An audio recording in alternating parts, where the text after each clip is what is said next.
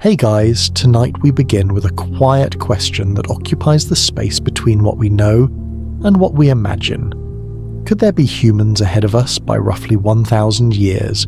Not gods, not aliens, but people whose technology, choices and fate leave traces confusingly advanced for their time. Tonight we will move slowly through that possibility, gently weighing the science, the stories, and the strange small things that sometimes refuse to fit the neat boxes we make for history. Over the course of this journey, we will explore how layers of Earth can hide secrets, how artifacts and odd metalwork make curators pause, how DNA carries echoes of people we did not expect, and how bird's-eye technologies like LiDAR can lift a veil from places we thought empty. We will listen to whispered eyewitness accounts and examine maps, star alignments, and the durable things that might survive 1,000 years. We will also imagine believable scenarios for how a population a millennium ahead of us might appear in our record, and what motives they might have if they left messages for the future. Before we settle in and begin our peaceful journey, take a moment to like this video and subscribe, only if what I share here truly resonates with you. Your support helps me create more of these videos, and if you feel like it, let me know where you're tuning in from and what time it is. It's always fascinating to see the many corners of the world where we connect.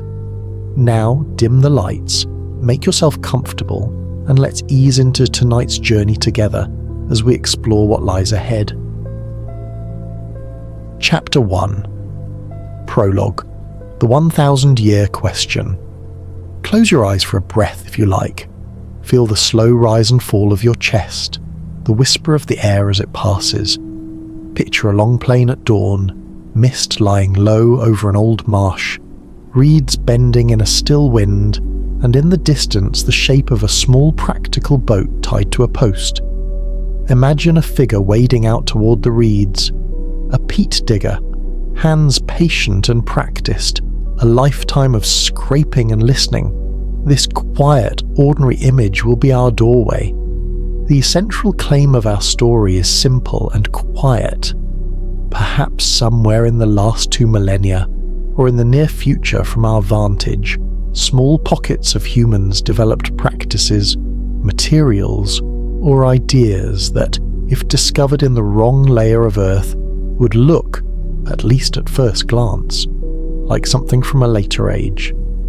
Perhaps they were descendants who had taken a different technological path, or travellers returning with tools shaped by a society we would now call ahead of its regional peers by a century or 1,000 years. This is not the loud, cinematic idea of visitors from tomorrow teleporting into the past. Instead, it's the subtly stranger, more believable notion that human ingenuity and history can occasionally loop, leap, and fold in ways that leave odd traces. To understand why that idea can feel plausible, we need to slow down and feel the scale of time. Geological and archaeological time do not march forward like a neat staircase. They are more like a landscape folded with ridges and hollows. A single catastrophic storm can deposit meters of sediment in a single season. A volcanic ash cloud can halt year after year of weather in a handful of months. Human settlements rise and fall. Whole towns can vanish under silt after a flood, and their stories can be overwritten. Organic things, cloth, paper, wooden beams, rot away, while stone, glass, and certain metals survive. In a way, the Earth is a patient editor. It keeps some things and discards others, often at random. Imagine now a peat bog, dark, cool, acidic. Peat preserves in a way that ordinary soil does not. Pieces of cloth, a wooden comb, a fragment of leather can survive for centuries in that quiet chemistry. Peat slows decay because it excludes oxygen. It keeps surfaces intact like a slow camera shutter. In other conditions, rapid burial beneath flood-borne silt or instantaneous hardening from ash, entire neighborhoods can become time capsules overnight. But those capsules can hide as much as they reveal. buried without context, a single polished metal plate or an unfamiliar alloy can beg questions that are difficult to untangle. This is where our small, eerie object comes into view. Picture it as though the peat digger had carefully set it on a rag by the edge of the marsh, the way one might set a found coin to the light. It is a plate, about the size of a large palm, slightly convex. The surface is matte where it has been abraded, but in the shallow ridges there is a fine, almost hairline engraving, a series of overlapping geometric motifs that loop and repeat, a kind of tessellated lattice unlike local folk carving. The motif is deliberately simple, a repeating diamond nested within a spiral, yet it carries an odd sense of purpose, as if designed for quick recognition from a distance. The edges are curious. They're chamfered in a way that suggests a tool with fine control. The material resists familiar tests. To the touch, after a minute in the peat, the plate feels neither cold like iron nor warm like copper. It is heavy for its size, with the faint give of something alloyed and intentionally tempered. Where the engraving crosses itself, there is a slight iridescence, an almost imperceptible play of colours like oil on water. If you hold it to the light, you might notice a series of tiny pits along one rim, arranged with regularity that suggests mechanical fastening. Perhaps it was once pinned to a cloth, or part of a larger panel. This is a fictional object, imagined for tonight, but the way the peat digger found it is intentionally ordinary.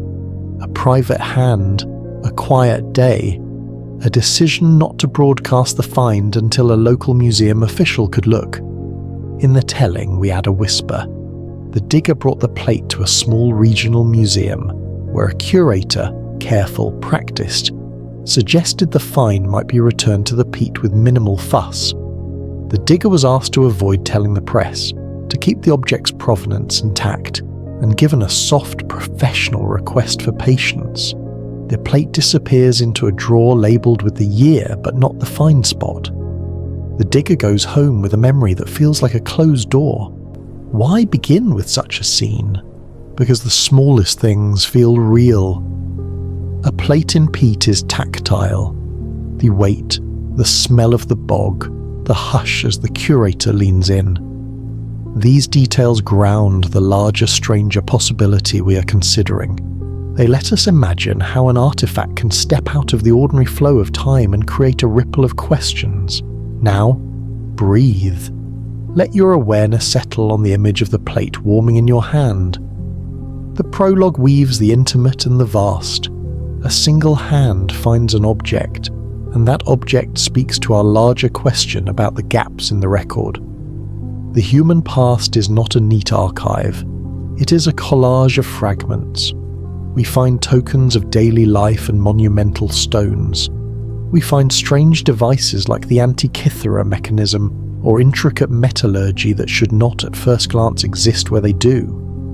These real examples, complex gears found in shipwrecks, metalwork of surprising sophistication, show us that history has always had moments of mystery. Tonight we begin from that deliberate ambiguity. A single artifact, whether real or imagined, does not overturn our understanding, but it invites us to ask better questions. How confident are we in our dating methods? How complete is a regional archaeological record? What does it mean when an object seems out of place? In other words, could people very much like us, but with different local pressures, knowledge or need, have produced things that look advanced for their context? Could small pockets of innovation outpace surrounding regions by centuries and then be swallowed by climate, migration, or cultural choice? There is one more quiet image before we close this chapter. The peat digger on the marsh at sunset, the plate wrapped and tucked into a cloth, the sky pale and the reeds whispering. The digger looks toward the horizon and imagines stories that might be told if the plate were studied fully. Stories of practical hands, of careful craft, of people who thought not in grand timelines but in the immediate necessity of shelter, tool, and signalling. Imagine those hands leaving a message designed for durability, a simple geometric motif, readable by anyone who knows how to read repetition. The motif asks only to be recognized. For the remainder of this series, we will return slowly and gently to that moment, the discovery of a thing that does not immediately fit. We will look at the ways Earth buries and preserves, the science that reads time in layers, the odd objects that make museum curators pause, and the people who speak in whispers when something does not add up. Each chapter will carry you forward in calm detail, with small revelations and patient pacing, so you can relax into the mystery while we examine the possibilities together. If you're still with me, allow a soft curiosity to grow like dawn colour across the marsh. Let the sense of wonder be gentle, a companion for the night, not a jolt. We will take our time. Later chapters will show real archaeological anomalies, discuss how DNA keeps secret notes between generations, and imagine practical, plausible ways advanced techniques could appear in an otherwise ordinary archaeological context. For now, rest with the image of the plate in peat, the careful hands that found it, and the quiet choice to keep a secret until it can be understood. Chapter 2. The Archaeological Puzzle, Layers That Don't Add Up. Hey guys, tonight we continue with a slow, steady step into the places where Earth and human intention meet. The layers beneath our feet, the quiet pages of time written in soil, ash, and stone. Imagine, for a moment, the inside of an excavation trench. The light is soft and filtered. The air is cool and smells faintly of earth and metal. A grid of string defines neat squares, each one a small stage where seasons of living are revealed in thin, patient slices. Trowels whisper against compacted clay. Brushes tease dust from the edges of a buried hearth. Each layer is recorded on a context sheet, measured in centimeters, photographed with a steady hand, and given a number that will always mean more than words can hold. Archaeology is, at its heart, the practice of listening to layers. We learn to read the subtle shifts in colour, texture, and inclusions. A change from dark, organic, rich soil to pale, sterile silt speaks of flood and stillness. A scattering of charcoal flecks tells of fire. A lens of ash can mark a single night that altered lives. But layers can also deceive. Earth is a restless thing. Rivers meander and cut. Burrowing animals tunnel and rework. Human hands dig and fill. The simplest principle in excavation is context. Where an object is found is often as important as the object itself. When context fails, when an object appears in the wrong layer, or when layers themselves reverse in unexpected ways, the questions that follow are careful and slow. To ground ourselves in real, evocative examples, think of Göbekli Tepe, the monumental stone complex in southeastern Anatolia. This is a place where layers of deliberate construction, ritual deposit, and abandonment combine to tell a story that reshaped our ideas about the Neolithic world. Monumental stone circles, carved pillars, and pre-agricultural dates challenged old assumptions about who makes monuments and why. Or picture the Antikythera mechanism pulled from a shipwreck, its gears and toothwork, revealing a precision of understanding that startled historians and engineers alike. Both of these real discoveries remind us that the archaeological record hides surprises, sophisticated practice, advanced knowledge, in places we might least expect them. Now imagine a different kind of surprise, a stratum at an otherwise unremarkable site that appears to reverse the expected sequence. Above an early medieval hearth, a layer of compacted construction rubble bears traces that, under initial examination, look technologically advanced in a way that should be centuries later. The soil sequence is carefully logged. Unit 14B, south face, level 7. Photographs show the layer in situ, a clean surface with crisp edges, undisturbed by the later pits that cut nearby contexts. The team takes samples with the same care they give every other context. The field director, the regional field director, whose name you will not hear for reasons of protocol, writes in the log, "At 8:24 we exposed a compacted stratum at 1.42 to 1.60 meters below datum, exhibiting a dense inclusion band with high reflectance.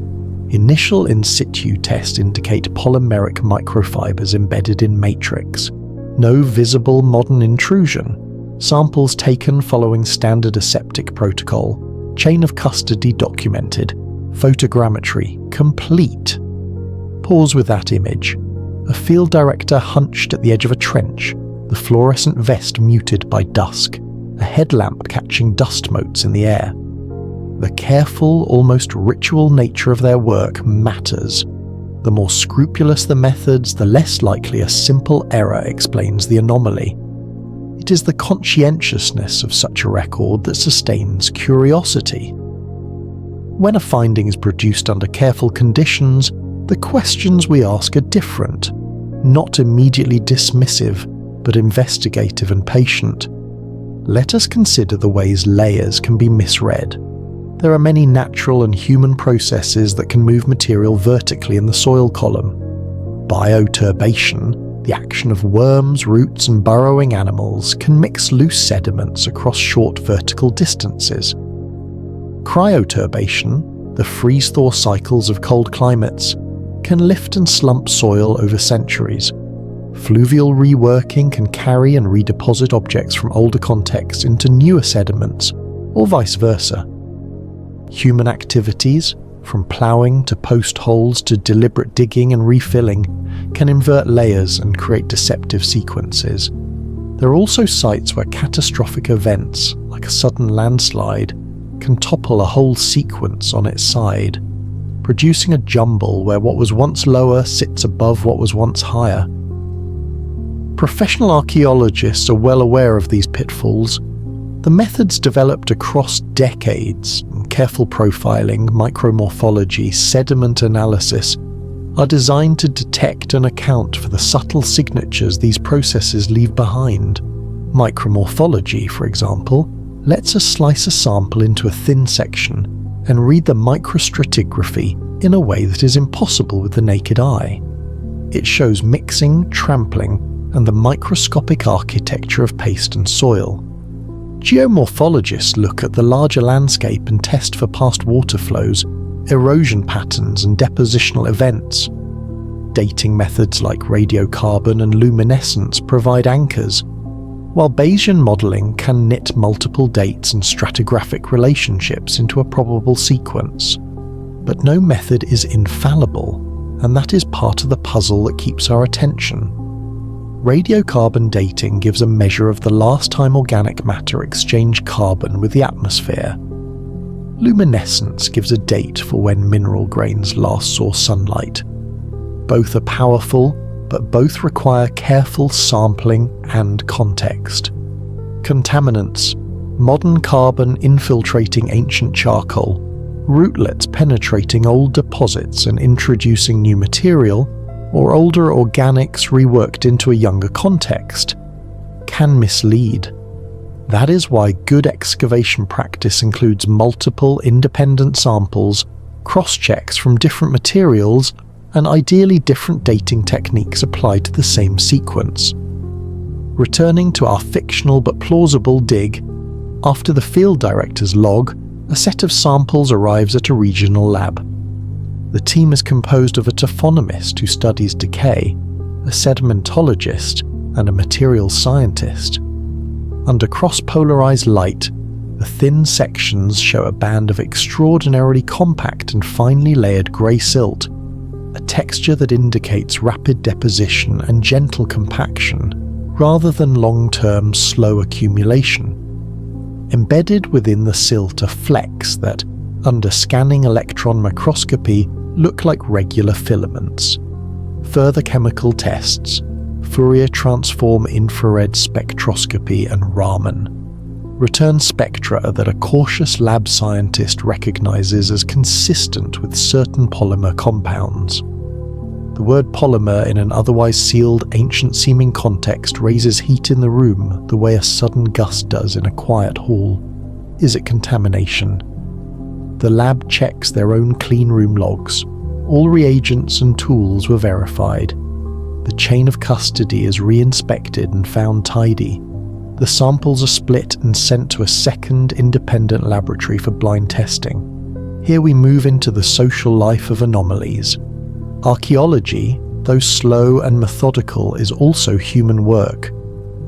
There is the hush that settles in a lab when a result resists tidy explanation. There is the cautious excitement. And sometimes there is the decision to sit on results until they can be corroborated. In our story, the second lab confirms the polymer signature. The luminescence dating on surrounding mineral grains indicates burial approximately 9 centuries earlier than the expected modern horizon. A date range that, when calibrated and modelled with the stratigraphic sequence, seems to place the compacted layer significantly earlier than the polymer's assumed technological invention timeline. Again, every professional response is to double-check. Could the polymer be a modern intrusion? Could there have been a late medieval reuse of older sediments? Could root channels or a later pit have introduced modern materials into the older level? The micromorphology says no, the thin sections show an intact fabric, and the filaments are encapsulated by the same compacted matrix. They're not sitting in a void or a later burrow. The lab reports are careful, cautious, and thoroughly provisional, but they're also precise in describing what was seen. In an ordinary scenario, the scientific path forward is clear and slow.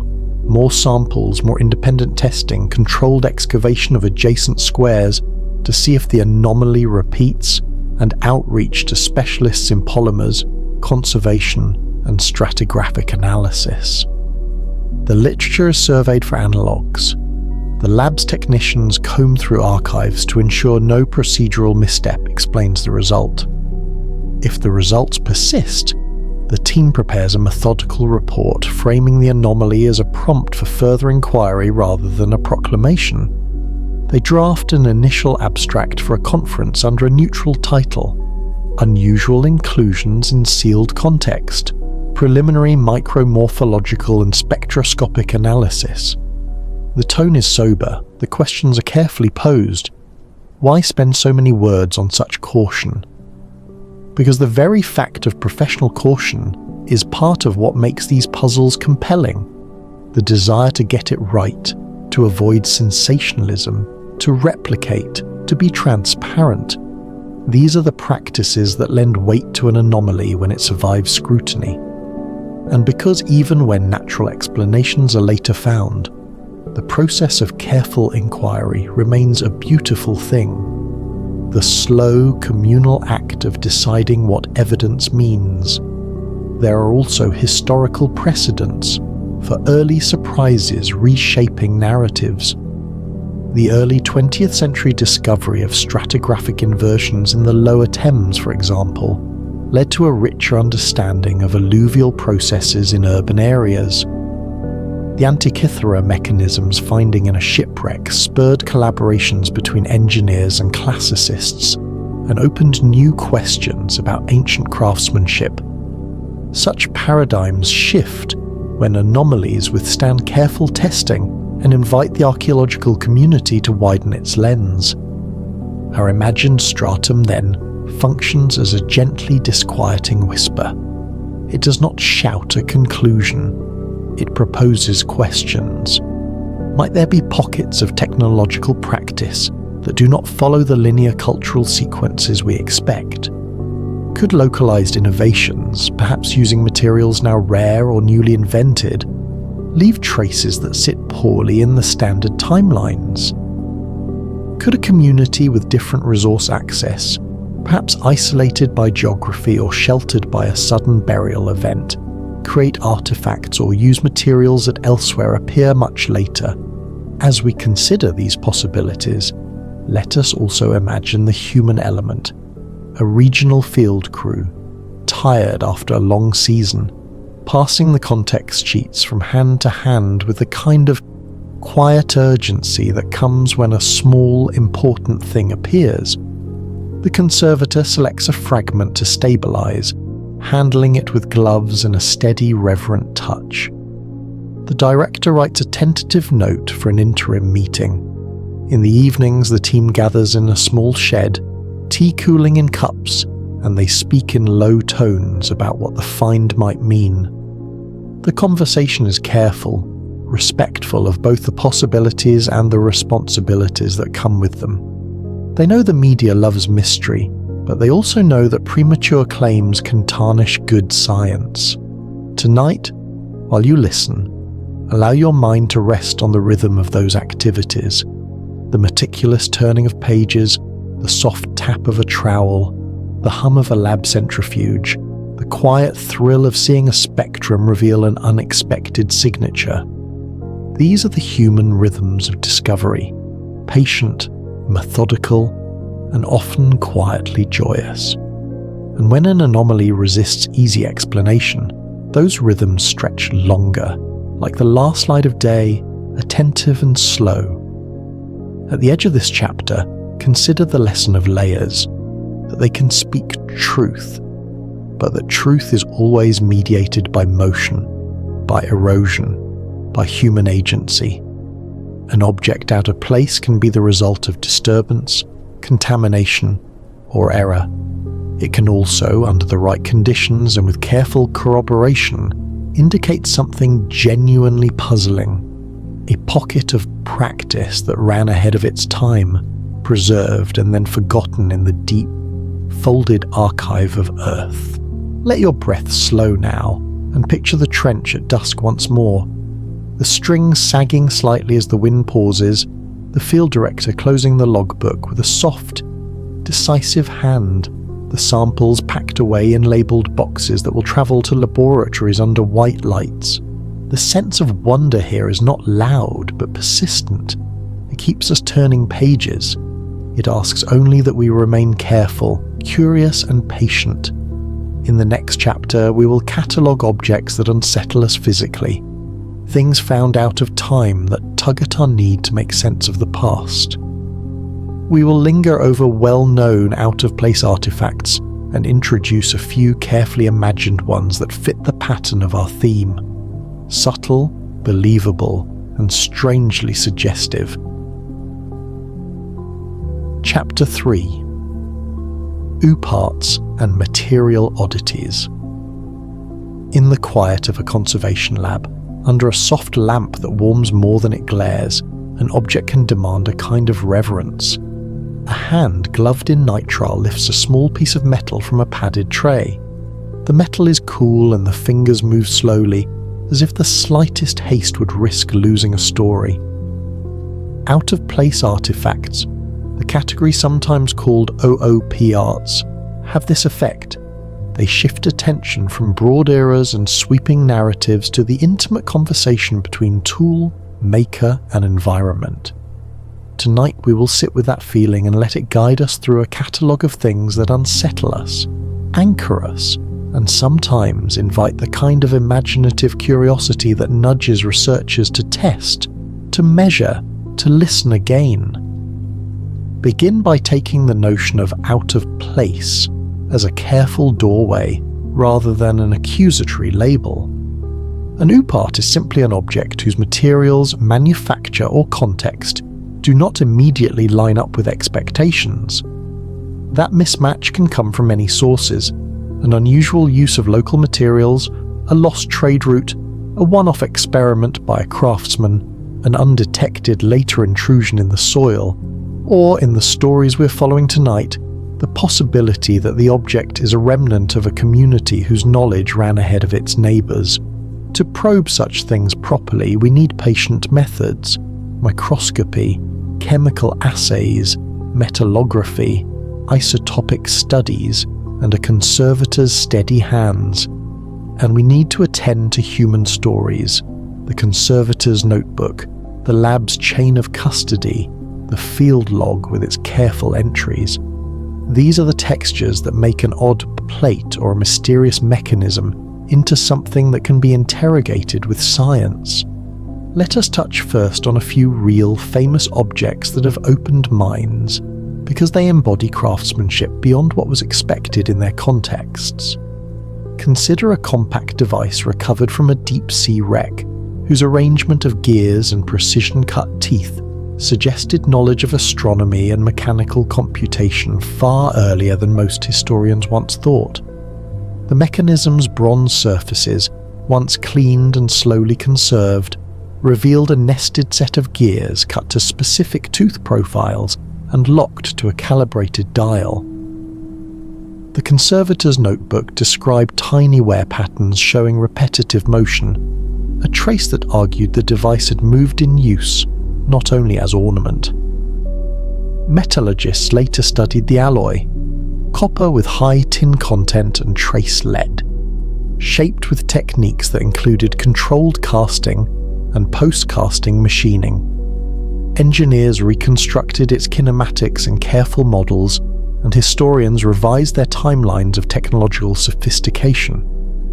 The important lesson here is how a single object thoroughly analysed can recalibrate our sense of what was possible in a given time and place. Another kind of anomaly involves artifacts that imply technical knowledge in metallurgy.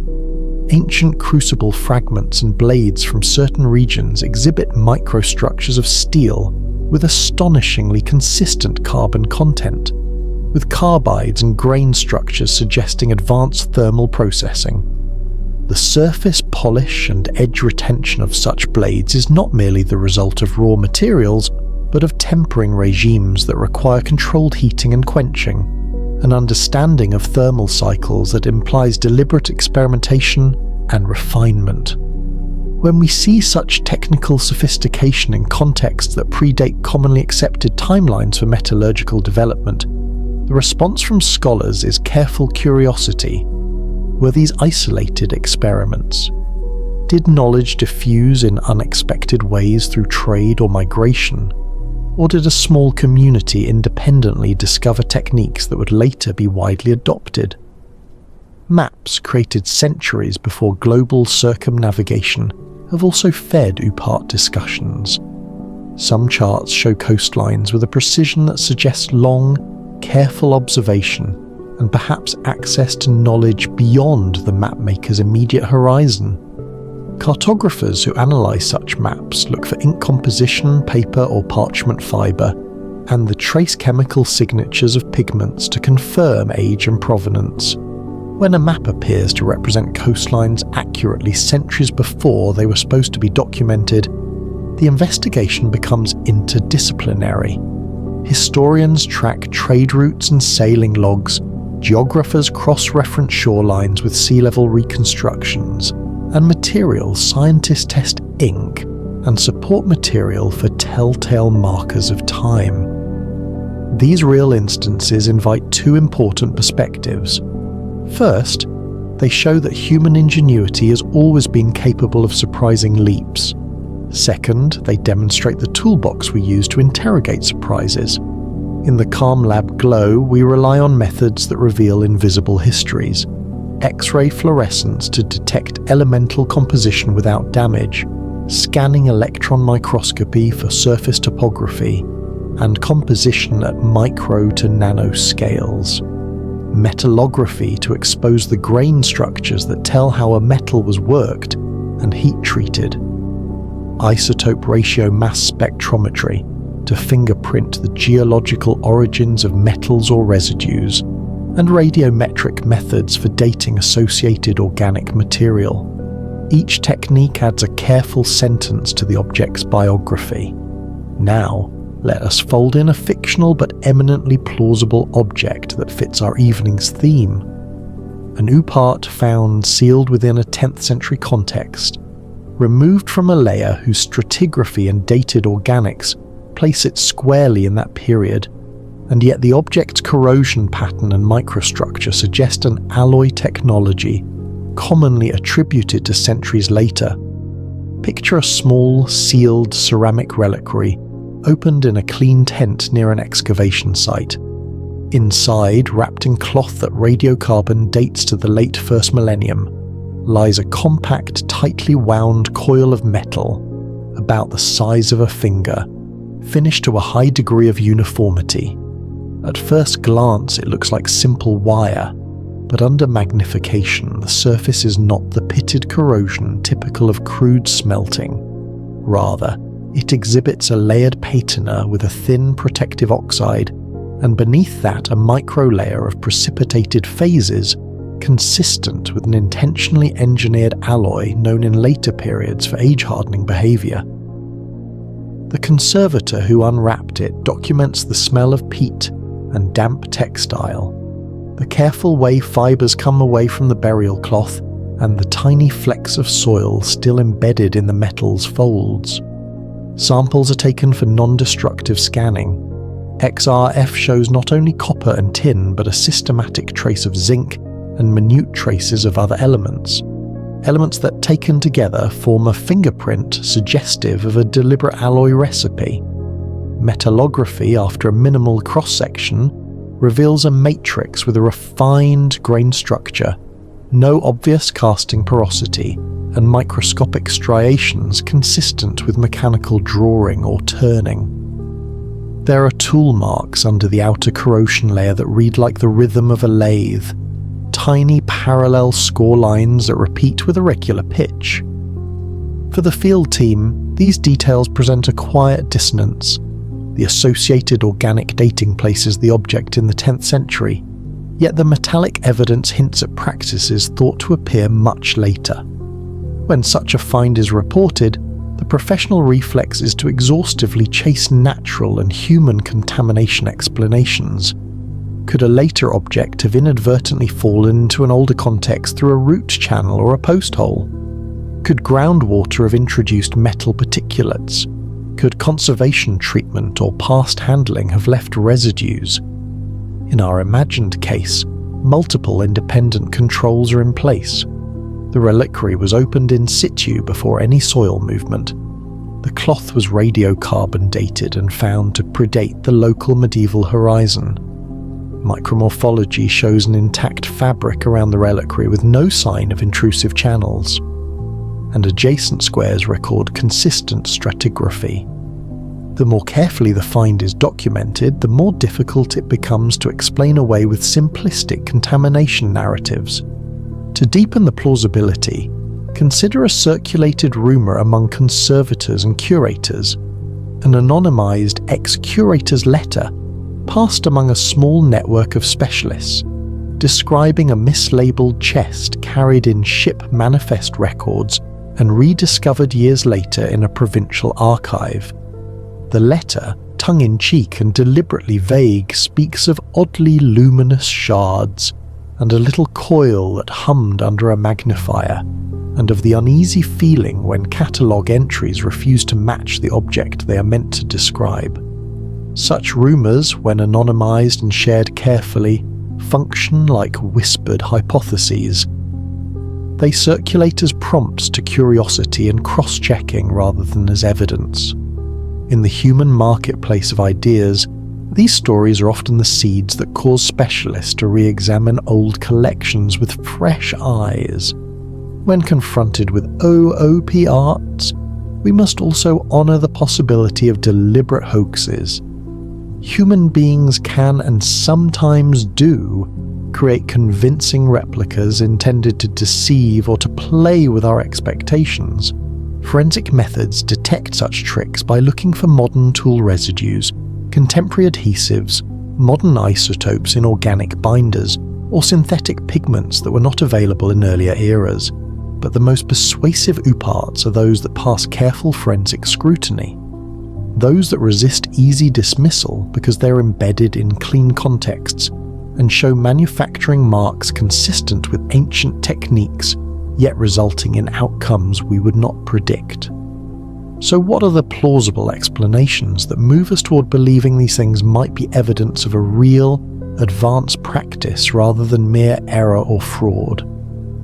One is independent local innovation, isolated communities, perhaps driven by necessity, access to unique raw materials, or the presence of a particularly gifted craftsman can invent techniques that are ahead of regional norms. Another is trade and knowledge diffusion. Skilled itinerant smiths or craft networks can transfer techniques across surprising distances, leaving examples that appear anomalous within a narrow regional narrative. A third is that of preservation bias. Most daily technology vanishes: wood, leather, textiles, while only durable artifacts remain. If a community developed advanced knowledge but used perishable materials extensively, only a few resistant artifacts might survive, making the innovation seem rarer and later when in fact it was more common. As you listen, imagine the conservator who, in the soft lamplight, inspects the tiny latent features of metal and leather, the scientist who calibrates an instrument and watches a spectrum appear like a slow aurora on a monitor, the field archaeologist who rereads her notes under a night lamp and realizes that an entry of unusual fill might have been more meaningful than first thought. These human acts, careful, methodical, unglamorous, are the engines of truth when surprises occur. There's a narrative quality to artifacts that defy neat categorization. A well-documented oopart behaves like a question left in the room. Who made it? Why did they make it? And where did the knowledge go? When the layers in the lab agree, when multiple independent lines of evidence point in the same direction, the object becomes more than curiosity. It becomes a hinge on which interpretations can turn. Tonight we allow ourselves to imagine that some anomalies are indeed traces of people who, in their smallness and locality, achieved things that later historians would call advanced. We do not leap to cosmic explanations, we lean instead toward human ingenuity. Tucked communities experimenting with alloys, itinerant craftsmen trading secrets along forgotten paths, or deliberate acts of preservation by people who wanted to leave readable marks for later generations. Before we close this chapter, rest in an image: the conservator placing the oopart back into its padded tray, the tiny parallel marks on its surface catching the lamp glow like a record of repetition, and the field director's log finally signing off with the words "samples dispatched." There is a quiet bravery in that record keeping, an honest, measured curiosity that invites others in to test, to challenge, and to deepen understanding.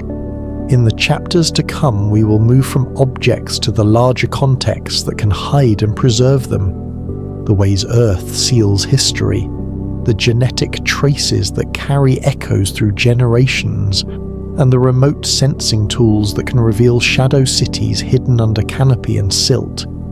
Each chapter will meet the last in calm continuity, and each will present new, layered reasons to stay with the story until the end.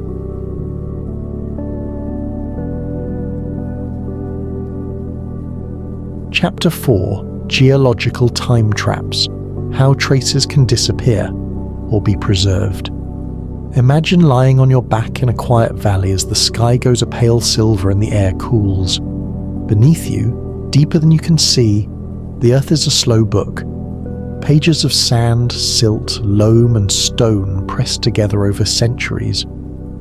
Tonight we'll turn these pages slowly, feeling the textures of preservation and loss, learning how entire chapters of human life can be hidden, edited or remade by mud, water, fire, and the subtle chemistry of decay. Understanding these processes is central to our question. If a civilization slightly out of sync with its neighbours existed, how might the Earth have chosen to keep or erase its traces? This is the quiet geology that decides what historians later find. Start with the simplest idea: oxygen matters. When organic matter, wood, textiles, leather, bone, is exposed to oxygen and microbes, it breaks down. But when it is cut off from oxygen, decay slows dramatically. Peat bogs are a classic example. In the waterlogged, acidic, low-oxygen conditions of a bog, tannins and humic acids preserve organic materials in a near-suspended state. Leather, wool and cloth, even human tissue can remain intact for centuries. Torches, headdresses and wooden tools that would be lost on a dry hillside can survive in the soft, anaerobic darkness of peat. The chemistry of peat binds proteins and slows microbial activity. The result is not pristine, but it is startlingly intimate. A bog preserves hands, seams, and the grain of wood in ways that allow us to reconstruct daily life with surprising fidelity. Permafrost offers another kind of preservation, one that operates at the cold extreme. In permanently frozen ground, the water in tissues becomes ice, microbes enter dormancy, and decay is essentially arrested. Recent decades have shown us with dramatic clarity how permafrost can preserve whole animals down to stomach contents and small organisms. For an archaeology sensitive to time, permafrost is a vault, but it is a fragile vault. Warming climates can melt it, exposing once preserved things to a rapid and destructive rush of decay. This creates both opportunity and urgency for archaeologists. A preserved object may appear intact after centuries, only to crumble within a season once thaw sets in. Then there are rapid burial events, floods, tsunamis, lahars, and volcanic ash falls. These events can create a sudden seal over a landscape, shutting out oxygen and stabilizing organic and manufactured remains.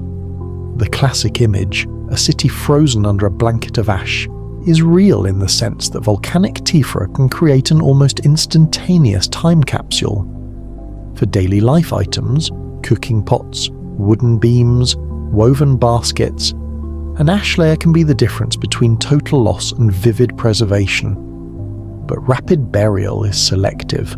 It preserves what happens to be where the sediment falls and erases the rest.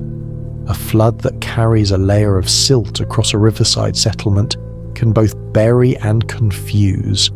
Items may be moved short distances, small fragments reoriented, and the local stratigraphy complicated by mixed deposits.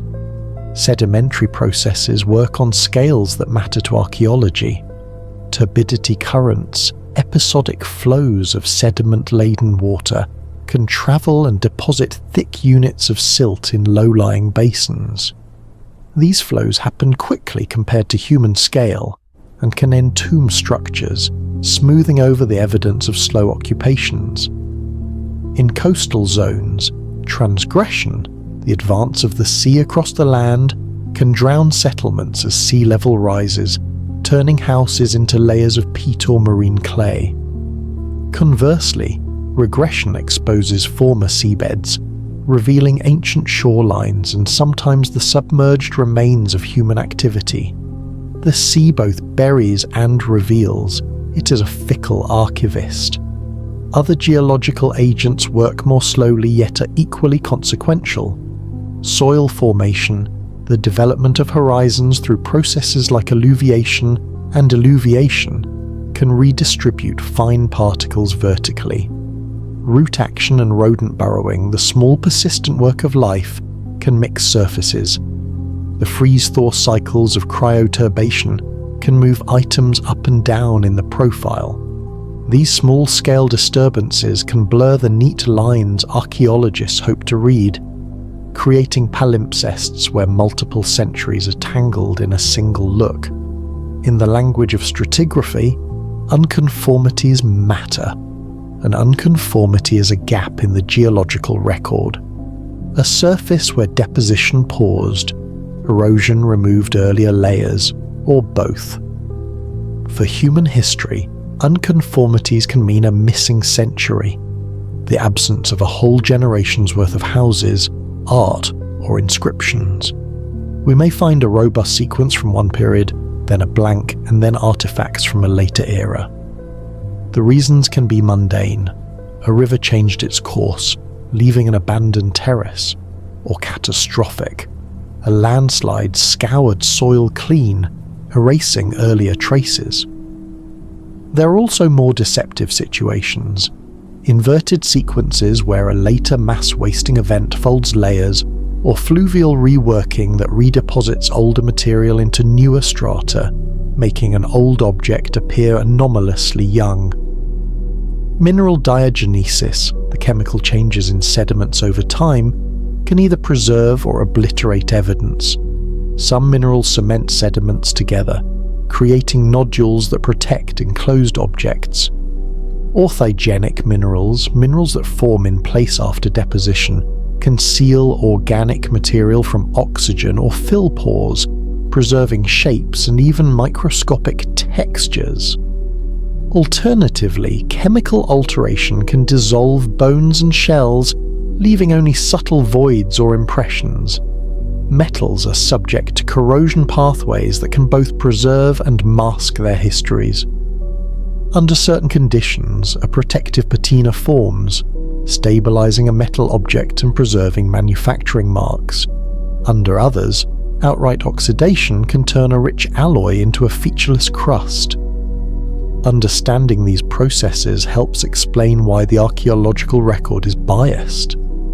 Durable materials, stone, fired ceramics, glass, some metals, survive far better than perishable ones. The daily life of wood, textiles and leather is underrepresented unless special conditions apply. This preservation bias complicates our reading of the past. Whole economies that relied primarily on perishable materials can appear impoverished to later eyes, and technical sophistication that used non-durable substrates can be invisible. Let us fold in a fictional but believable geological event that fits the theme of our series. Envision a century of unusual climatological activity, an extended warm pulse, followed by a cluster of intense storms and a regional series of landslides. In this scenario, a shallow coastal plain experiences rapid sedimentation from storm surges, burying low-lying villages in meters of sand and silt over a few decades. The sudden burial preserves certain robust features: stone foundations, glazed ceramics, a network of durable conduits. But organic records, scrolls, timber structures, woven insulation are either sealed in anoxic pockets or destroyed by chemical alteration in the saline environment. In some places, localized anaerobic microenvironments preserve fragments of textile, while in others the salt accelerates decay. If within such a sealed pocket a community had developed certain durable practices, alloy filaments, glass-coated markers, deliberately acid-resistant message tablets, those would survive in an otherwise fragmentary record, producing the strange pattern of advanced finds among sparse, everyday remains. To anchor the drama in human terms, imagine a miner working a recently exposed bank after a heavy rain. The rain opens a cut, revealing a vertical seam of compacted silt 5 meters beneath a modern field. As the miner follows the seam with a hand tool, he uncovers a straight line of dressed stones, a pavement, running under the floodplain. There is no surface pottery, no obvious domestic refuse. The stones are tightly set and, to his touch, show wear consistent with deliberate use. The miner reports the find to a local authority, who calls in a small team to test. The initial thought might be a roadway from an earlier era, but as the team excavates, they find the paving rests beneath a thick deposit of flood silt that radiocarbon dates to a period centuries earlier than modern paving practices in the region. The pavement is anomalous. The stones are cut with precision unusual for local tradition, and there are tool marks consistent with metal chisels used in more advanced stonemasonry. The sense of a hidden street leads to careful reinvestigation of the area and the discovery of a cluster of compacted features, foundations, compacted hearths, and fragments of ceramic with unfamiliar tempering. The deposit suggests a complex buried occupation that, because of its rapid burial beneath flood sediment, escaped notice for generations. These scenes reveal several key lessons. First, preservation and destruction are not binary. They are gradients shaped by chemistry, climate, and cataclysm. Second, the absence of evidence is not absolute proof of absence. It is a product of the specific circumstances that determine what survives. Third, sudden events can preserve aspects of daily life with extraordinary fidelity, while simultaneously erasing the context that makes them easy to interpret.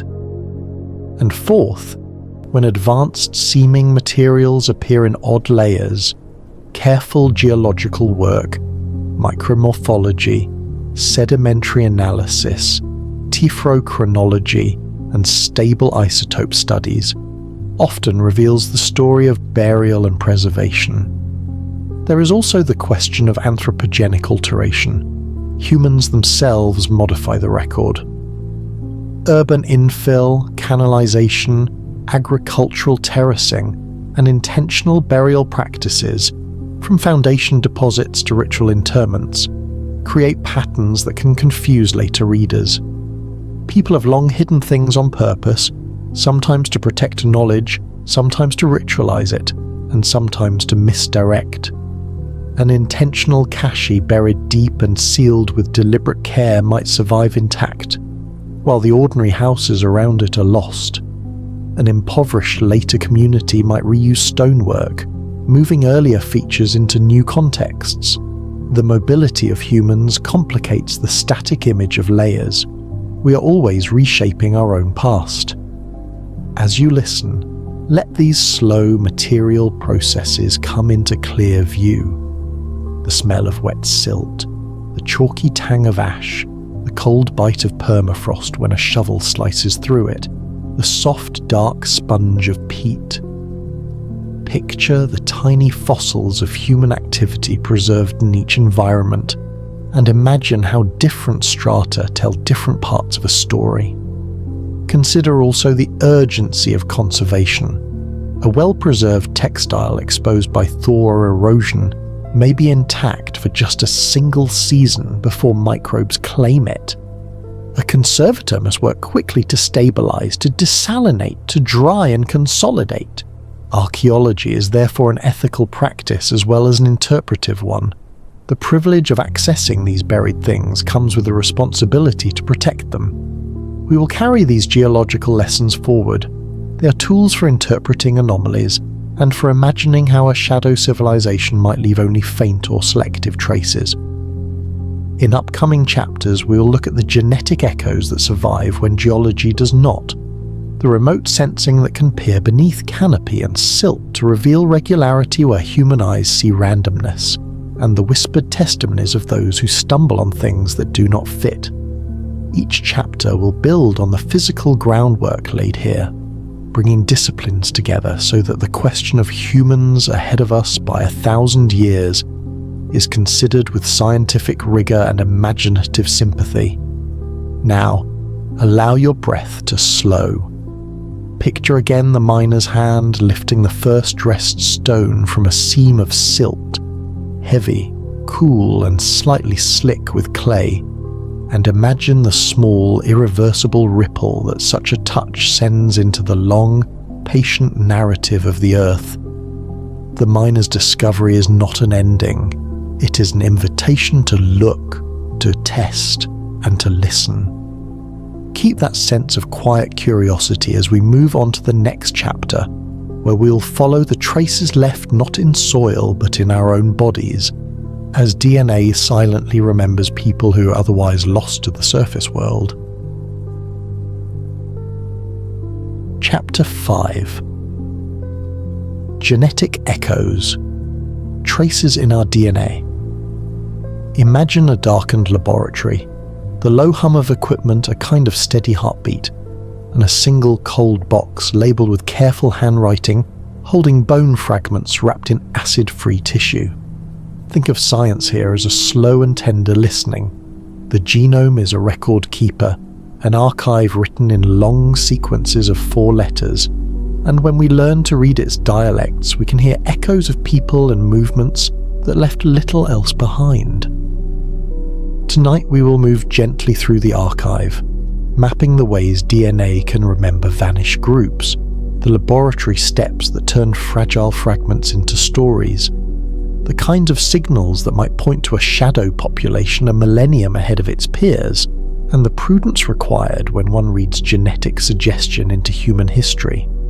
Begin with the idea that genetics records ancestry and admixture in a way that is both deep and subtle. When two populations meet and interbreed, the DNA of their offspring becomes a mosaic, long stretches of genome inherited intact at first, then broken down by recombination over generations. The length distribution of these inherited segments gives us a clock. Long segments imply recent admixture, short segments imply older mixing. Population genetics gives us many tools to interpret these patterns. Principal component analysis can place genomes on a map of similarity. Model-based clustering can assign genetic components and show how individuals share ancestry in proportions.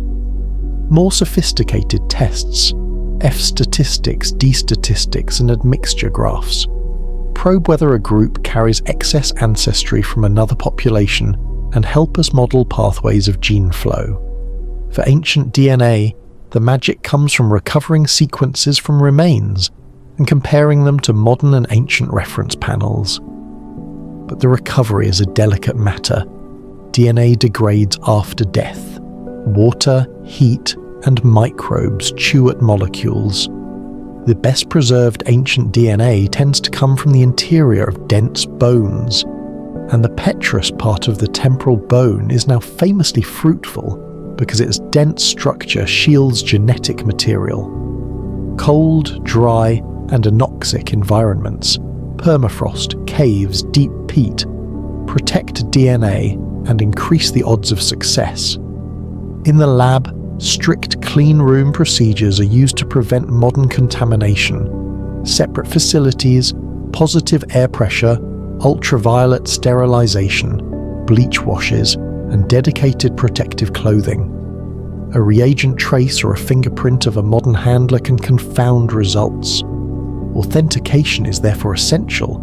Authentication itself has hallmarks that compassionate, patient scientists look for. Ancient DNA shows molecular damage patterns that modern DNA lacks. Over time, cytosine deaminates and turns into uracil, which appears as C to T and complementary G to A substitutions near the ends of ancient molecules. Mapping such end damage patterns, sometimes visualized through tools like Mapid Damage, provides evidence that the molecules come from antiquity rather than contamination. Coverage patterns, fragmentation size distributions, and replication across independent extracts or labs further strengthen confidence. Modern laboratories will often treat extracts with enzymes that remove uracils to allow more accurate sequencing of the underlying original molecule, but they also preserve damage-aware analyses to validate the ancient origin. With authenticated sequences, population geneticists can begin to ask the big questions. One of the most powerful things DNA can reveal is the presence of ghost lineages, genetic contributions from populations that we have not yet directly sampled in the archaeological record. If an ancient genome carries sizable ancestry that is not represented in known reference groups, statistical modelling will often infer an unsampled contributor to explain the pattern. This is how modern human genomes reveal Denisovan admixture long before a formal Denisovan fossil was described. The genetic signal preceded and pointed to a lineage that had been hidden in the fossil record. That pattern is instructive for our theme. DNA can show us that groups existed and mixed, even when their material traces are faint or missing. Now let us imagine, gently, the kind of genomic signature that might suggest a population 1,000 years ahead in material technology. There are several possibilities, each with its own technical handle. One is a distinct cluster of alleles, a suite of linked genetic variants that is unusual in the regional gene pool. If a small, relatively isolated community developed in a semi-sequestered environment and accumulated distinct allele frequencies, it could appear as a distinct genetic clade when compared to neighbours. If that community later mixed with local groups, traces of its distinctive allele package might persist as a subtle but detectable signal. Another possibility is the presence of unique haplotypes, stretches of genome inherited together, that carry derived variants not seen in surrounding populations. The persistence of long shared haplotypes in modern groups can indicate recent common ancestry, while short divergent haplotypes suggest more ancient separation. Population geneticists use the decay of linkage disequilibrium, the breakdown of association between alleles over generations, to date admixture. If a hypothetical future-facing enclave mixed with a larger population, a few centuries after its foundation, the characteristic signature and length distribution of mixed segments would allow us to model when that contact occurred. Techniques like ALDA or dates translate genetic mixing into calendar generations with careful modelling. The power of these methods is that they do not rely on archaeological context alone. The genome contains its own clock. A particularly striking kind of genetic evidence would be the discovery of alleles showing signs of unusual selection in specific loci, patterns that suggest rapid adaptation to a novel niche or technology. For example, in the real past, adaptation to high altitude or to a starch-rich agricultural diet shows up in clear selective sweeps at particular genes. If a community had adopted a technologically driven diet, or used materials that change their pathogen exposure or nutrient profile, we might expect selection at particular genes. Detecting selection in ancient genomes requires comparing allele frequencies across a time transect and modelling expected drift. It is subtle work, but feasible with dense sampling. If we found an ancient population displaying selection for traits linked to metallurgy exposure, for instance, or for metabolic changes correlating with a novel diet, that would provide a physiological echo of cultural practices. Yet, DNA is not a simple yes-no ledger. There are pitfalls and traps. Small sample sizes can mislead. A single individual is not a population. Contamination from modern DNA or from lab reagents can masquerade as signal. Post-mortem damage can create artifactual variants. Furthermore, demographic events like bottlenecks, founder effects, or strong drift in small groups can produce allele frequency shifts that mimic selection. Careful modelling, coalescent simulations, forward time modelling, and cross-validation with independent techniques is essential. We must always remember that genetic patterns are probabilistic and need cautious interpretation. In our gentle fiction, the lab anecdote unfolds. A technician sequencing a set of ancient teeth from a remote valley notices an allele combination in several organella and nuclear markers that do not fit the local reference panel. The combination is not a simple error. It persists across extracts and across independent sequencing runs. The technician flags the principal investigator, writing a measured note. Multiple samples exhibit an unexpected haplotype cluster. Mapped reads show characteristic deamination patterns. Contamination controls clean. Suggest independent replicate and reference comparison. The PI convenes a small team, sends blind splits to another lab, and orders isotopic and proteomic tests to triangulate human behavior. The silent, methodical checks mimic a ritual of verification. Radiocarbon dates on associated collagen to anchor the remains in time. Strontium isotope analysis to gauge mobility in place of childhood. Nitrogen and carbon isotopes to infer diet. These multi-proxy datasets together begin to tell a richer story. The genetics suggest a distinct ancestry component. Isotopes suggest a diet that differs from neighbours. Radiocarbon anchors the remains roughly 1,000 years prior to documented industrial innovations elsewhere. There is also another quieter signal that genetics can leave: rare alleles that persist in small pockets of modern populations. These alleles can be the genomic footprints of a vanished group. They may appear as low-frequency derived variants concentrated in a particular region or community, like a whisper of a past presence. Local sampling, respectful community engagement, and careful consent are necessary to study such patterns. Archaeology and genetics do not operate ethically in isolation. If living populations carry a trace of a vanished advanced community, their stories, rights and dignity must be central to any research. Technique-wise, modern paleogenomics uses a sequence of thoughtful steps. Samples are selected for preservation potential, petrous bone, teeth.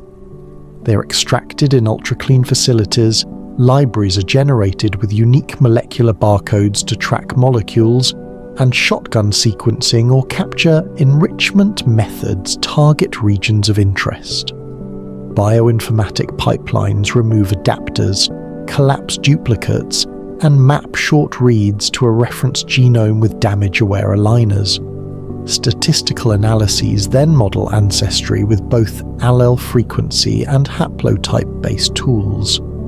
All results are passed through the gauntlet of replication: independent labs, different extraction methods, and often different analytic frameworks.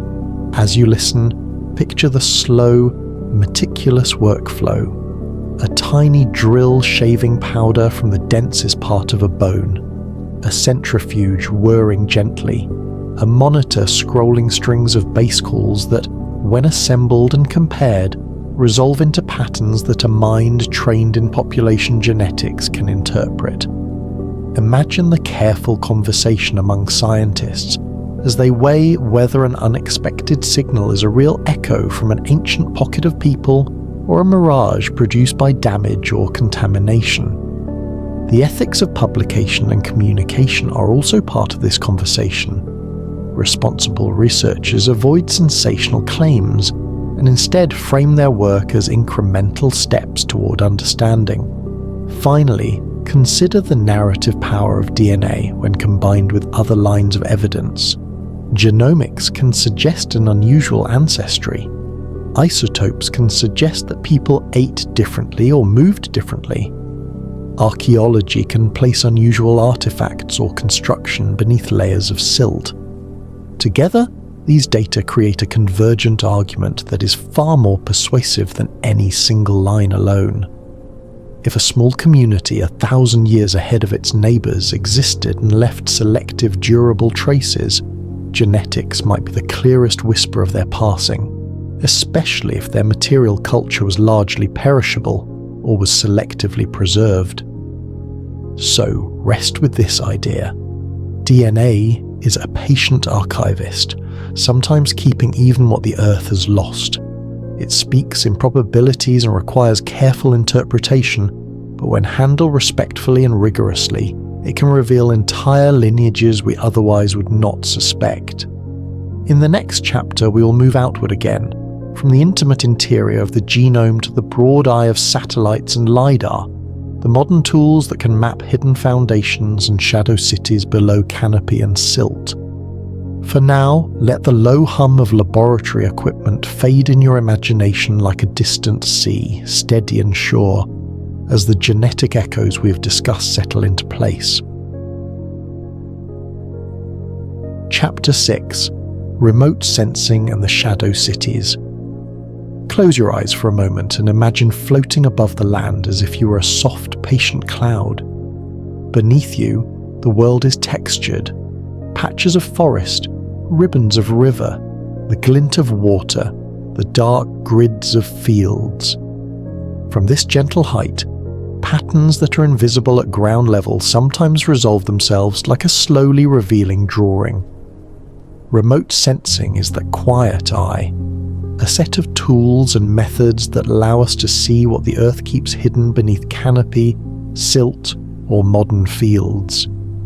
In tonight's chapter, we will move through those tools slowly and clearly, learning how LiDAR can peel back forests, how multispectral and radar imaging can hint at buried foundations, how ground-penetrating radar and magnetometry confirm what the overhead pictures suggest, and how the modern eye often helps us find the faint signatures of entire settlements that lie shadowed beneath the surface. Begin with LiDAR, which stands for light detection and ranging. Imagine a plane or drone passing over dense trees, sending down thousands of laser pulses every second. Most pulses strike leaves and branches and return a jumble of little echoes, but a fraction slip through gaps and reach the ground. The LiDAR instrument records all those returns, and after processing, engineers can remove the returns from vegetation to produce a digital surface model of the bare earth beneath. The result is quiet and magical, where once the ground seemed a continuous carpet of green, slight terraces, hidden causeways, and rectilinear platforms appear as faint ribbons and low ridges. LiDAR does not shout a discovery. It whispers shapes that invite ground truthing. Think of LiDAR as a patient translator. In dense tropical forests where undergrowth and canopy hide stone walls and ancient terraces, LiDAR has revealed networks of small mounds, reservoirs, and causeways that reshape our understanding of population density and urban organization. In temperate regions where agriculture has flattened older topography, LiDAR can pick up subtle dry stone foundations or hollow ways that show the footprint of past human life. The technique is powerful because it removes the first layer, vegetation, and lets us see the physical scars people have left on the ground. But LiDAR is not perfect. It requires careful processing and interpretation. Subtle, human-made features can be confused with natural microtopography like termite mounds, animal burrows, or root throws. Therefore, any LiDAR anomaly is an invitation to investigate more calmly, not an immediate conclusion. Next is multispectral and hyperspectral satellite imagery, which listens to light beyond the visible bands our eyes can see. Plants and soils reflect and absorb light in ways that reveal subtle differences in moisture, composition, and stress. For example, a buried wall under a thin layer of soil may change how vegetation grows above it. Roots have less space. Moisture drains differently, and crops or wild plants respond. On false color images, those differences can appear as faint linear anomalies or patches of altered vegetation signature. Thermal imagery similarly hints at differences in heat capacity.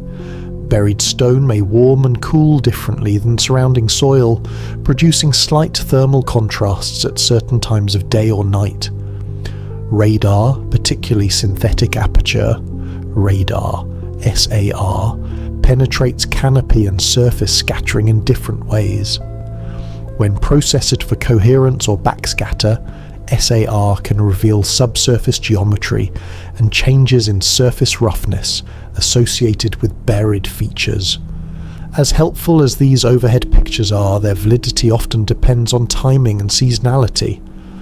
A thermal contrast is more visible at certain hours. Vegetation stress signatures are clearest during specific growth stages or droughts.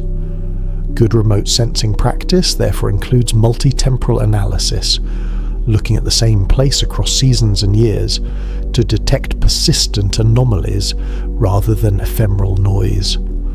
Analysts also blend data sets, LiDAR for topography, multispectral for vegetation and mineral signatures, radar for structural coherence, and historical aerial photos that sometimes show features only after particular weather events. This layering is a gentle act of listening to different languages the landscape speaks. Now picture a careful analyst working late, the room lit by the glow of multiple monitors, each one a quiet tool for seeing.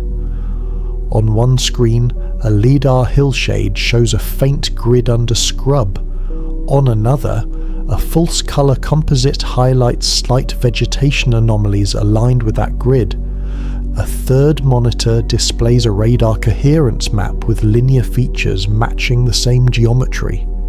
Where these different tools agree, the likelihood that something human-made lies below rises. At that point, the call goes out for targeted ground reconnaissance. A small team with a GPS, a metal detector, a hand trowel, and a good eye visits the site to look for surface clues, soil discoloration, or small fragments that confirm the remotely sensed hint. Ground truthing is patient, methodical, and sometimes uneventful. Many anomalies are explained by natural geology, recent fence lines, or route patterns. But when multiple lines converge, a hidden pattern can transform from a whisper into a slow, deliberate finding. Let us imagine, as a plausible but story-shaped element, a leaked LIDAR swath. A contractor working on a routine vegetation mapping project runs a higher resolution survey across a region of scrub and posts a preliminary hillshade image to an internal dataset. In that image, there are rectilinear foundations, long, low walls forming a grid that extends for a kilometre beneath what, at ground level, looks like unremarkable scrub. The contractor, surprised, flags the swath and hears that the dataset was later redacted from a public archive with no reason given in the logs. A rumour circulates, an unnamed defence contractor, the whisper says, suggested leaving it out because of sensitive infrastructure overlays. Such leaks and redactions, real or imagined, are common grain in the storytelling of discovery. In practice, datasets are sometimes restricted for legitimate reasons: privacy, national security, or landowner concerns, and sometimes for bureaucratic caution. The important analytic point is that an apparent redaction does not itself prove a cover-up. It does, however, create a social rhythm. People whisper, specialists nudge colleagues, and independent analysts may re-examine older, publicly available imagery, or look for corroborating signs in historical aerial photos and field reports. Remote sensing also reveals the limits of what we can know from above. For instance, a regular pattern in LIDAR may represent an ancient agricultural grid of raised fields or irrigation channels rather than stone foundations. A high reflectance signature in a multispectral band might be an unusual soil mineral rather than a buried road. Seasonally exposed stones can mimic the effect of buried architecture when they cast shadows at low sun angles.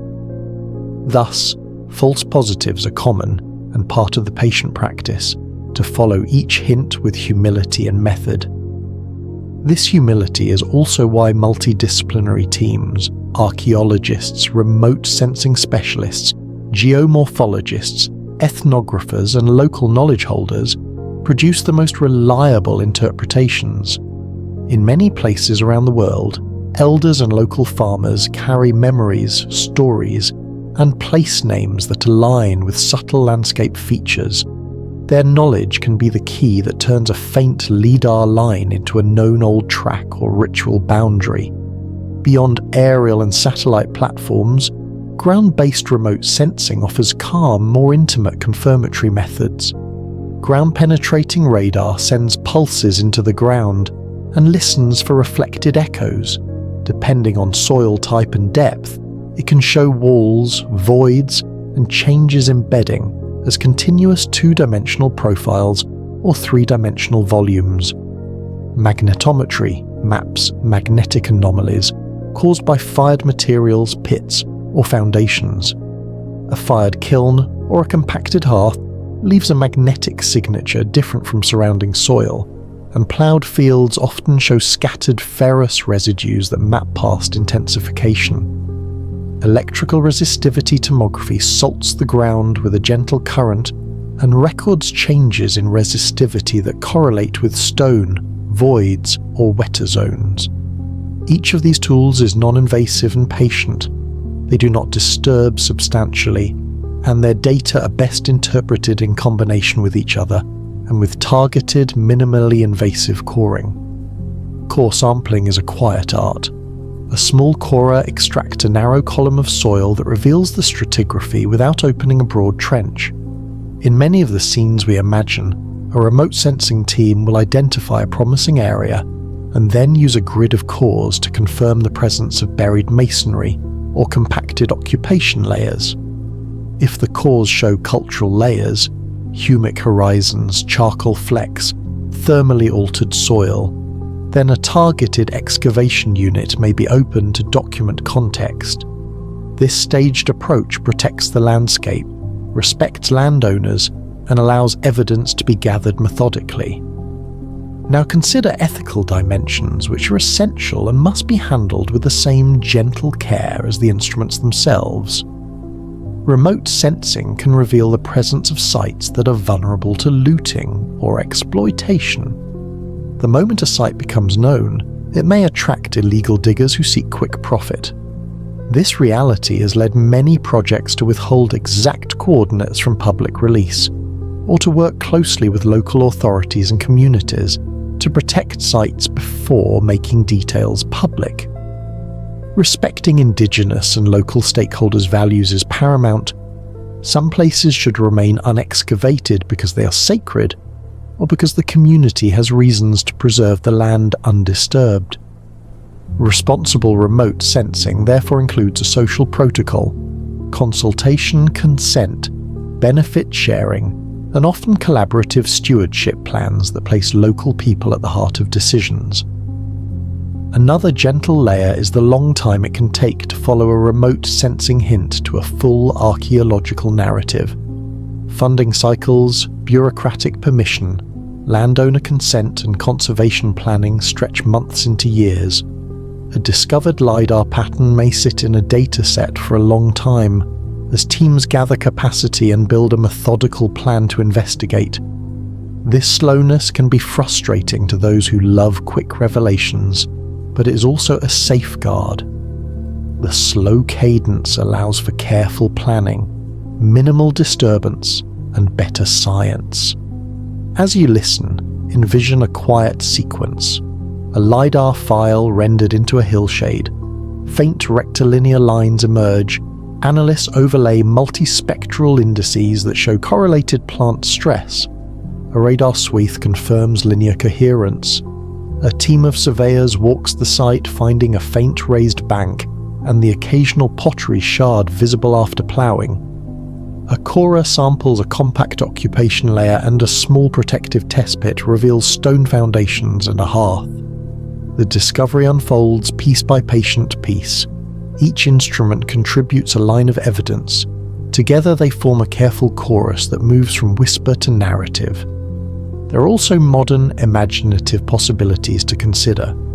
If a small, deliberately advanced community existed 1,000 years ahead of its neighbours, it might leave geometric, low-profile constructions designed to be durable and low impact, purposely blending with the landscape to avoid detection or to preserve secrecy. Or it might leave infrastructures like sealed conduits, buried repositories, or simple encoded markers intended to last. Intentionally made stone cairns, corrosion-resistant alloy markers set in stone, or patterned landscape features that read like an address system. To those who understand the code, remote sensing is particularly good at finding such low, patterned anomalies, because repeated human geometry, straight lines, right angles, grids, rarely occurs in unmodified natural settings. Finally, as the cloud-like eye drifts away from the land, rest with an image of gentle revelation. A hillshade window on a monitor, a faint grid resolving beneath scrubland like a barely remembered plan, the quiet satisfaction of an analyst who has patiently layered data until pattern emerges, and the careful work of teams that move from that pattern to respectful fieldwork. Remote sensing gives us a way to find the shadow cities, those hidden geometries, without tearing the ground open with haste. It is a science of patience, calibration, and humility, and when combined with careful ground truthing, it can reveal the places where the past has hidden its architecture Chapter 7. The Whispered Witnesses, Eyewitness Accounts and Whistle Rumours. There is a certain hush that falls over a room when someone reaches for the phrase, "I can't really say this on the record." It is a sentence that makes the spine straighten and the voice lower. It is the start of a story told in the marginalia of official accounts. Tonight we will listen to those marginalia. The fisherman who saw lights at dawn, the miner who found a patterned filament in a core, the museum registrar who remembers an object that should not have been in that drawer. And we will treat these accounts as pieces of a slow, human chorus. Each voice is fragile, each recollection is partial. Yet when independent whispers begin to harmonize, we find the sensation of a pattern, a growing plausibility that invites patient investigation. Imagine a coastal diner at 3 a.m. The fisherman who speaks here is careful with words, not dramatic. He remembers rowing out before dawn because the tide promised a good haul. The sea was a sheet of pewter. He recalls a light on the horizon, not a lighthouse and not a fishing lamp, a steady geometric glow that blinked in a regular pattern, like a distant machine heartbeat.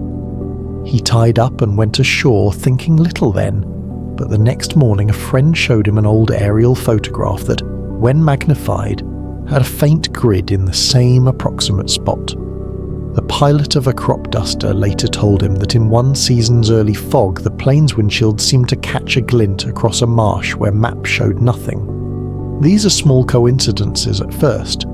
Several such small coincidences, repeated across seasons, encourage a slow, careful curiosity. A retired diagnostic engineer at a satellite telemetry station tells a different kind of story. He will give no name because he still sees the long, careful career he built as fragile. Years ago, he says, a particular pass produced telemetry that didn't fit any civilian satellite's timing signature. The packet headers had an anomalous cadence, and some time stamps appeared in a code the engineer found unfamiliar. A repeating offset that, when converted, hinted at an epoch not matching known satellite clocks. He raised it in a routine meeting. The log was marked for review, and later the file vanished into an archive with restricted access. He kept a handwritten note he cannot bring himself to publish, because the consequences, he worries, could include the dismissal of careers over an anomalous log. He frames it simply, "I saw something we could not explain. I reported it. Nothing changed publicly." His restraint makes the account feel more credible, the sort of silence that often follows institutional caution. There is the miner, stooped now and practical in a small town near a clay bank. He remembers the day the corer hit a band of metallic material at a depth that did not match the surface finds. The core split, and within the laminated silt there was a thin, uniformly spaced filament, a string of tiny metallic beads set at regular intervals like the rungs of a ladder. He took a photo, showed it to a local geologist, and the photo went no further than necessary. The filament, he was told, would be catalogued and tested, but the miner never saw the results. His memory is precise about the depth and the smell of the silt. He can still feel the weight of the earth on the corer when he recalls it. He describes a sense of being on the edge of something that seemed deliberately engineered, and then, frustratingly, being asked to be quiet while others check the paperwork. That ask for quiet becomes part of the pattern we are listening for. A conservator who worked briefly as a museum registrar once wrote a careful anonymized note to a colleague about an unlabeled chest that arrived with a 19th century estate. Unwrapping the chest yielded shards of glass with a peculiar microlamination, and tucked under tissue, a small plate with a serial-like series of punched indentations laid out in a regular grid. The conservator described the plate in a letter circulated privately among peers. The plate's corrosion pattern suggested an alloy not common in the estate's dated materials, and the punctures were not random. Their spacing suggested deliberate encoding. She did the right thing by catalogue protocol. She logged the accession, she photographed, and she set samples aside for analysis. But the estate's lawyers and the museum's trustees later insisted on an embargo while provenance was confirmed. The conservator's letter circulated among a few specialists as a quiet prompt to review old boxes in regional collections. Private letters like this can be the seed through which a re-examination grows. Listen also to the pattern of professional caution in these tales: reported, flagged, embargoed, archived. That language is not a cloak for malfeasance in most cases. It is often the procedural prudence of institutions protecting contexts and conserving fragile objects. Yet for a person on the outside, the silence looks compelling. There is a thing. It is odd. It is withheld. Human beings fill gaps with stories. The way those stories cluster and echo across independent witnesses is what turns whisper into hint. There are also accounts from ex-field directors and retired academics who, under strict no-attribution protections, recount discrepancies they repeatedly encountered, layer descriptions that read sterile, and later yield fragments with unusual metallurgy. Samples whose chain of custody was by their recollection oddly interrupted in archives, or reports returned to the authors with redactions. These veterans speak in tones that combine care with fatigue. They argue the pattern is not a conspiracy, but a social and bureaucratic reality. Archives are messy, budgets are tight, and records can fade or be misfiled. Yet they admit that, occasionally, an artifact or dataset gets quietly sequestered for legitimate conservation reasons and then, for institutional caution or legal complexity, never fully released. The effect is a slow migration of intriguing things into the shadows, where they may be discussed in corridors rather than printed in journals. Stories circulate in different registers: the small-scale eyewitness, the technical anomaly in a lab log, the conservator's embargo, and the ex-director's redacted report. When these levels cross, when field reports, lab anomalies, and museum holds converge on a single geographic area or a single class of material, the plausibility of a real phenomenon increases. Consider how people in different positions with different motives might independently observe facets of the same underlying reality. A buried infrastructure visible in LiDAR, odd metal filaments in coring, and a photographic hint taken at dawn by a fisherman. Each account is incomplete, but together they create a web of observation demanding further scrutiny. There are also interpersonal reasons people speak softly. Some fear career consequences for publicizing results before they are confirmed. Others worry about sensationalism opening a site to looting. Some fear being dismissed as credulous. These motives shape how information propagates, often first as whispers among trusted colleagues, then as anonymized notes in specialist lists, and only sometimes as formal publications. In the middle are the social networks, mailing lists, working groups, conferences, where an item will be raised in an offhand way and then, if others nod in recognition, become a more formal inquiry. This human ecology of rumour and scrutiny is part of how archaeological and scientific cultures self-regulate. A worthwhile curiosity to hold gently is the question of consistency. We weigh eyewitness reports not by dramatic isolated claim, but by reproducibility and corroborative detail. Do different witnesses describe the same geometry, the same depth, the same material characteristics? Are their recollections anchored to independent, verifiable events? A specific storm, a particular satellite pass, a dated photograph? Do material analyses, when later performed, match the physical descriptions given by those witnesses? The ideal case is a network of independent observations that can be triangulated with physical evidence, the least fragile form of corroboration. Tonight, we also meet the whistleblower who prefers anonymity, but is motivated by concern for heritage. He is a site manager who discovered that a contracted developer had removed a thin top layer without the required archaeological supervision. In his report, written carefully and given to oversight bodies, he describes finding suspiciously regular stones and a small shard of glass with a microlamination consistent with alloyed manufacture. He pushed for a stop work order. The bureaucracy moved slowly, enforcement lagged, and the area was partially lost to development before rescue work could thoroughly document it.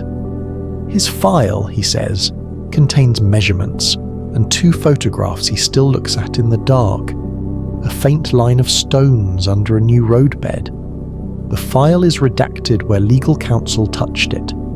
He shared the story with a trusted colleague who later mentioned it in a private seminar as an example of sites we lose because of delayed protective mechanisms. These human elements, motives, fears, redactions, form a social substrate beneath the whispered observations. They help explain why some potential evidence never reaches the light in a timely way, and why the only public traces are fragments, anecdotes, and half-documented finds. For us listening now, their presence creates both urgency and a sense of care. The impulse to share must be balanced with the imperative to protect. How do we treat these whispers responsibly? We catalogue them, anonymise them if necessary, and seek material corroboration where possible. We look for independent lines of evidence. Does a story about a filament match a coring photo? Does an odd telemetry log correspond in time to a witness report? Can a curator's embargo be resolved by a formal request for access under heritage guidelines? The pathway from whisper to accepted knowledge is methodical. It is patient and sometimes frustratingly slow. But that slowness preserves credibility. As you listen, let your imagination hold each vignette not as proof but as a pattern of possibility. Picture a fisherman's dawn light aligning with a LiDAR grid processed months later. The retired engineer's index card with a strange timestamp aligning with a conservator's plate whose hammered grid looks like a code. A miner's filament recovered in a core that later tests show unusual alloying. These alignments are the small miracles that turn rumour into a subject worthy of deeper research. They are the reasons that serious scientists and patient field teams wake early and keep meticulous notes. There is also an emotional texture to all of this. Whispers evoke wonder, fear, and a communal desire to protect the past. They inspire people to send photographs, to come forward with grandmother stories of strange visitors, to offer old family heirlooms for examination. That energy is precious. Responsible investigators channel it by establishing transparent channels for submission, by promising careful, ethical review, and by returning results to communities. Encouraging that participatory ethic is one of the ways the search for hidden histories becomes collaborative rather than extractive. Finally, as the chapter winds down, hold the small dramatic promise that these whispers bring to the story. They are the human timbers that, combined with stratigraphy, metallurgy, genetics, and remote sensing, create a rounded case that is more compelling than any single line of evidence alone. In the chapters ahead, we will move from these human murmurs into concrete temporal signals, calendars, alignments, and star maps that sometimes look as if they were intended to speak across centuries. We will listen to those signals with the same careful, patient ear. For now, let the voices settle like a soft chorus in the chamber of your mind, and keep the curiosity warm and gentle as we continue. Chapter 8. Temporal clues, calendars, alignments, and impossible dates. Listen to the night sky for a moment in your mind. Imagine it as a slow, revolving pageant, familiar constellations drifting, the Milky Way laid like a soft ribbon, the slow march of the planets tracing their patient circuits. People through time have always listened to that rhythm, folding its cycles into calendars, ceremonies, and stone. Tonight we move gently into the ways time itself can be carved into the landscape.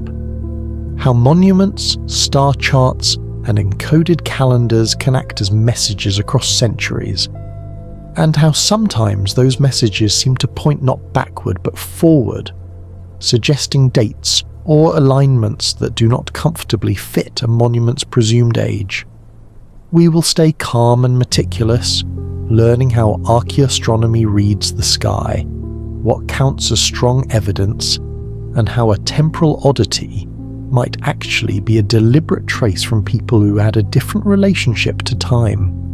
Start with the basic idea behind archaeoastronomy. Many ancient structures are not placed at random. People aligned tombs, temples, and standing stones to the rising sun at solstices or equinoxes, to prominent stars, or to the standstills of the moon. Alignments can be purposeful, a way to mark ritual calendars, agricultural seasons, or the passage of important cycles, and they can be precise enough to let modern researchers infer intentionality. To read an alignment, we first measure the azimuth, the bearing on the horizon where a celestial body rises or sets as seen from the monument. Then we translate the azimuth into declination, the celestial latitude of the object, which we can compare to the known positions of solar, lunar or stellar bodies at various epochs. Because the sky shifts slowly over long time spans, these comparisons become a kind of astronomical clock. One of the fundamental astronomical motions that allows back calculation is precession. The Earth behaves like a wobbling top. Its axis describes a slow circle through space with a period of roughly 26,000 years. Over centuries, this precessional motion changes the apparent positions of the stars relative to Earth's seasons. So a star that rose at the winter solstice 2 millennia ago will rise at a somewhat different season today. By modelling precession, we can predict where a star would have risen or set from a given place, and thus estimate the epoch when a particular alignment would have been exact. This method is powerful for long-term dating, but it is also subtle. One must account for the local horizon altitude. A cliff or distant mountain changes the apparent rise point, atmospheric refraction near the horizon, and even the proper motion of the star itself, because over many millennia some stars shift noticeably in space. There are other astronomical clocks. The moon's 18.6-year nodal cycle produces lunar standstills that some ancient monuments align to. The nodal cycle changes the extreme rising and setting points of the moon. The 11-year sunspot cycle does not materially change alignments, but longer cycles of climate can alter what ancients perceived as reliable seasonal markers. Eclipses, comet apparitions, and supernovae are episodic events that sometimes become preserved in myth or rock art. The year of a bright supernova noted in records can be tied to modern dates and used as a firm temporal anchor when cross-referenced with archaeological layers. Now consider how calendars themselves carry encoded epochs. A calendar is more than a list of months. It is a choice of epoch, the date from which a count begins, and the conventions by which days are grouped. The Maya put long counts on stelae, medieval chroniclers sometimes dated by regnal years, and many cultures encoded cycles, lunar, solar or lunar-solar, or in architecture. If someone in the past intended to leave a durable record for future discoverers, they might encode a date relative to an epoch the discoverers could reconstruct.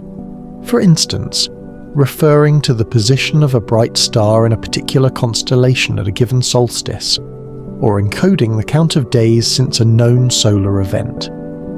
The crucial point is this: astronomical positions are reproducible. If a stone carving encodes sufficient celestial detail, a later sky watcher with the right knowledge can translate that carving back into a calendar date. This possibility is central to the most intriguing, impossible dates. Carvings or engravings that, when read astronomically, appear to encode a date inconsistent with the object's assumed era. There are many ordinary reasons for apparent mismatches: later modification of a monument, symbolic rather than literal representation, or simply misinterpretation of iconography.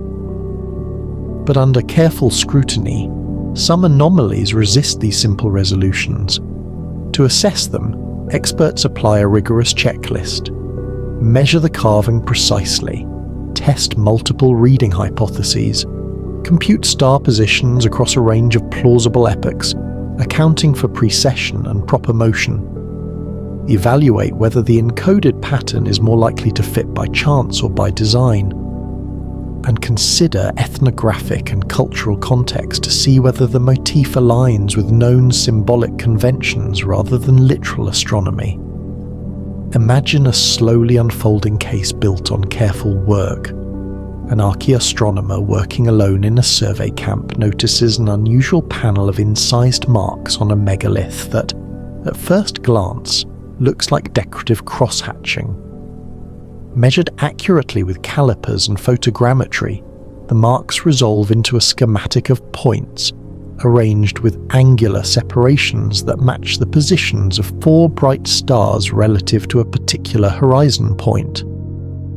When the researcher back-calculates the stars' positions over a span of millennia, she finds that the pattern aligns precisely with the sky, at a date several centuries later than the commonly assigned date for the site.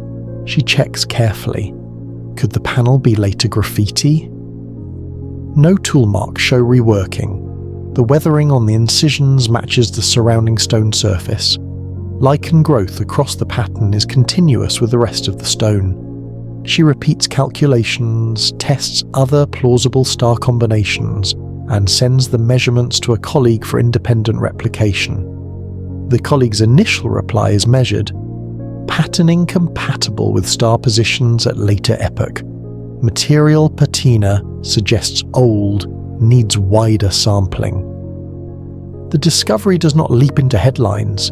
It begins the patient process of replication, contextual study, and cautious publication. There are important statistical cautions here.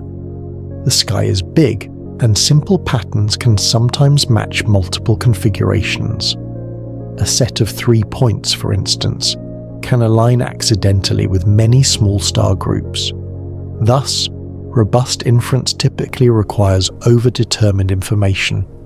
Multiple, specific angular relationships, a match with bright, culturally salient stars, and concordance with other archaeological clues. The stronger the convergence across independent signals, iconography, stratigraphy, independent dating methods, and ethnographic analogy, the more compelling the temporal claim. We must also consider intentionality.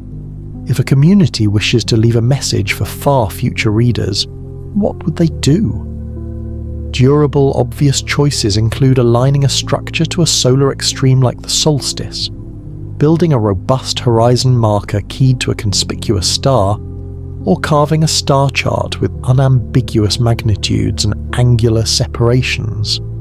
A thoughtfully designed message might include redundancy, repeated motifs, accompanying pictographs that indicate direction, east versus west, and numerals or tally marks to encode counts.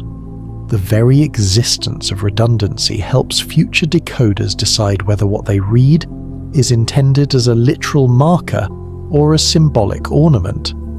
In the context of our broader theme, imagine a carved megalith whose imagery includes, besides familiar symbolic motifs, a small, deliberate schematic that encodes a planetary configuration calculated to occur some centuries hence. This is our carefully fictional but plausible scenario, a carved star map with an encoded planetary alignment corresponding to a precise future date, an epoch the carver intended as a beacon for later readers. The act of encoding a future date is not mystical. It is a form of long-range communication. It requires astronomical knowledge and intent, but people across history have thought in centuries and even millennia. The key archaeological question is whether the carving's manufacture, patina, and stratigraphic context reliably date it to the earlier era rather than to later tampering. If they do, the carving transforms from a curiosity into a design message across time. How do scientists respond to such claims? With method and humility, they expand the dataset, sample nearby contexts for independent dating, look for associated artifacts that might carry corroborating motifs, and model the probability that the observed match is spurious. Ethnography can help too. Do local traditions or myths record knowledge of long-count calendars or star lore? Are there motifs in the region expressing deliberate sky knowledge?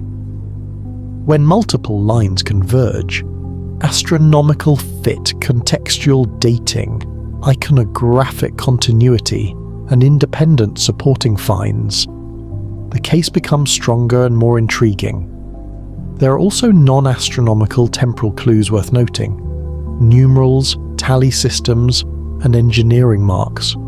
A mason's mark repeated at intervals corresponding to a known counting system, or a sequence of notches encoding a known lunation count, can be read as timekeeping devices.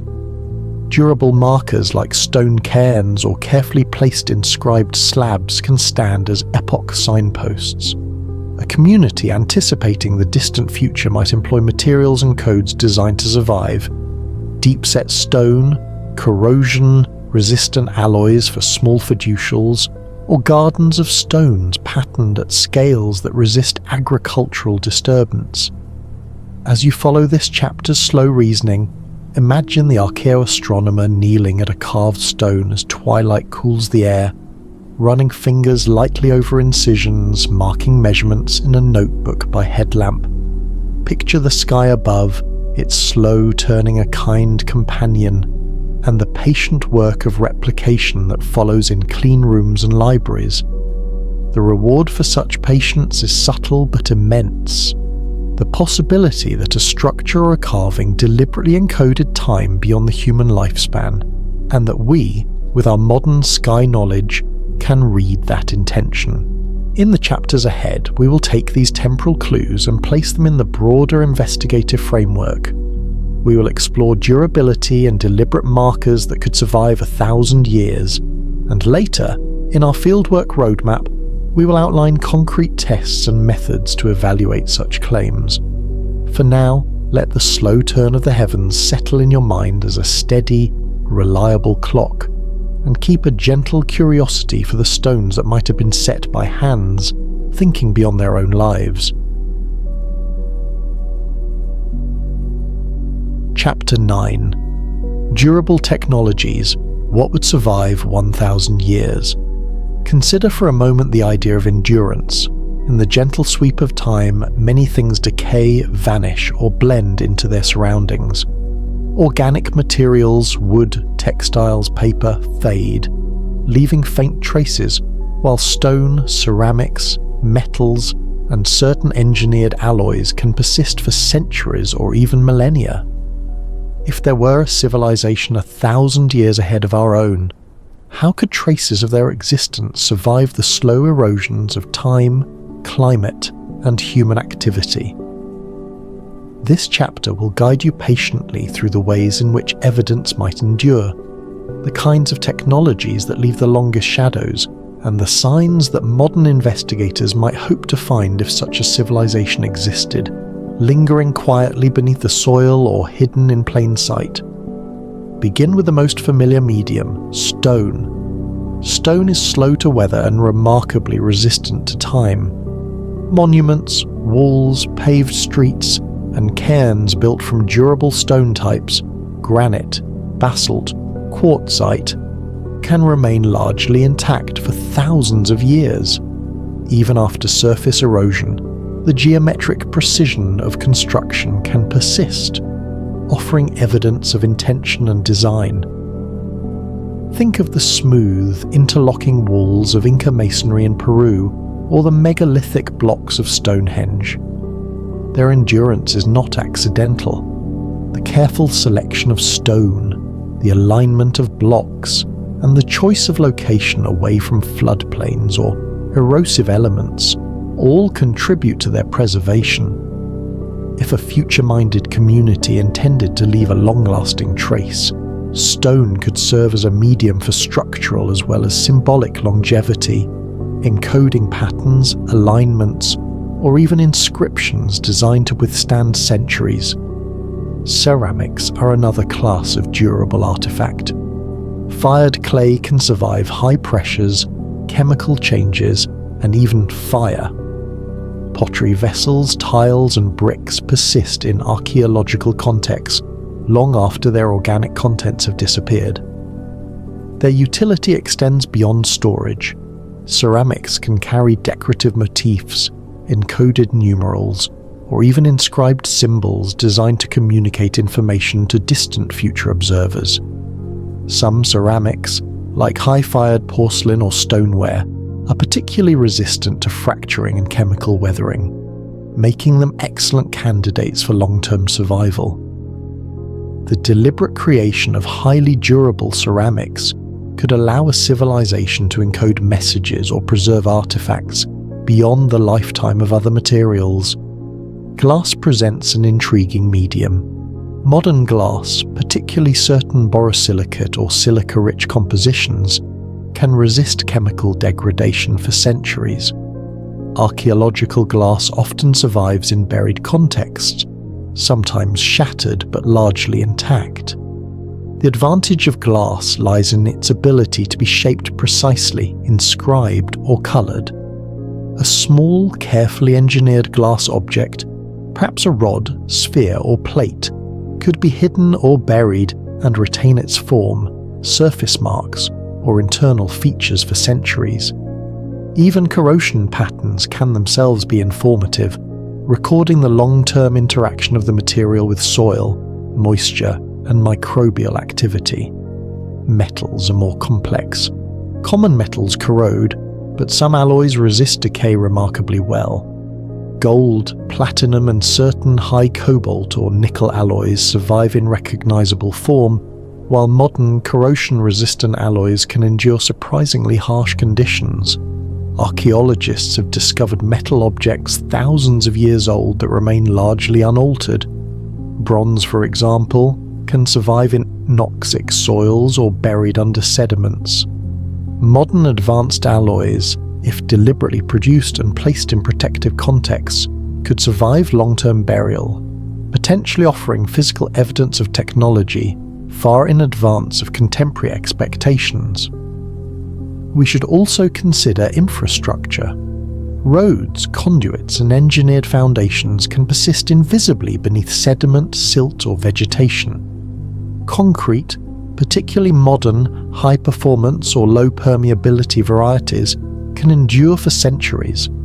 Maintaining shapes, embedded markers, or even microstructural evidence of design intent.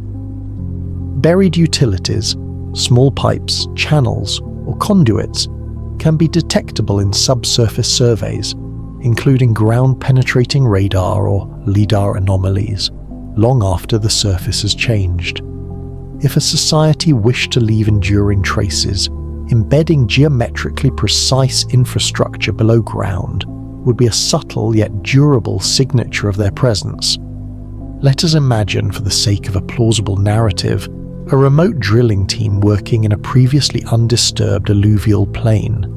Their core extraction produces a column of sediment, and at a depth of several meters, they encounter a narrow layer containing a uniformly spaced metallic filament. The spacing is too regular to be natural and too deep to be attributed to modern contamination. Corrosion analysis shows the filament composed of an alloy whose composition suggests deliberate engineering, resistant to oxidation and microbial degradation. The layer surrounding it is compacted silt with pollen and microcharcoal that allows for precise radiocarbon dating, confirming the deposit is centuries older than any known industrial activity in the region. The team photographs the filament, documents the context, and leaves it in situ for further study, marveling at the artifact's persistence through time. Beyond materials, the concept of message arrays is an intriguing notion. Intentionally designed markers that encode information in patterns meant to endure. A simple example could be a sequence of corrosion-resistant metal rods placed in a linear array, each spaced according to a specific numerical code. Another could be a series of engraved stones, each positioned in a regular grid across a landscape to convey a message through spatial arrangement. If designed with durability in mind, such markers could survive soil deposition, vegetation growth, or even agricultural disturbance, offering future discoverers a puzzle to decode. The key is intentionality. A society anticipating distant observation would choose materials, placement, and encoding methods optimized for longevity. Durable materials also include isotopic signatures. Certain industrial or nuclear processes leave distinctive isotopic fingerprints in soils, metals, or ceramics that can be detected centuries later. A deliberate choice of material processing could encode information about technological capability, chronology, or cultural markers.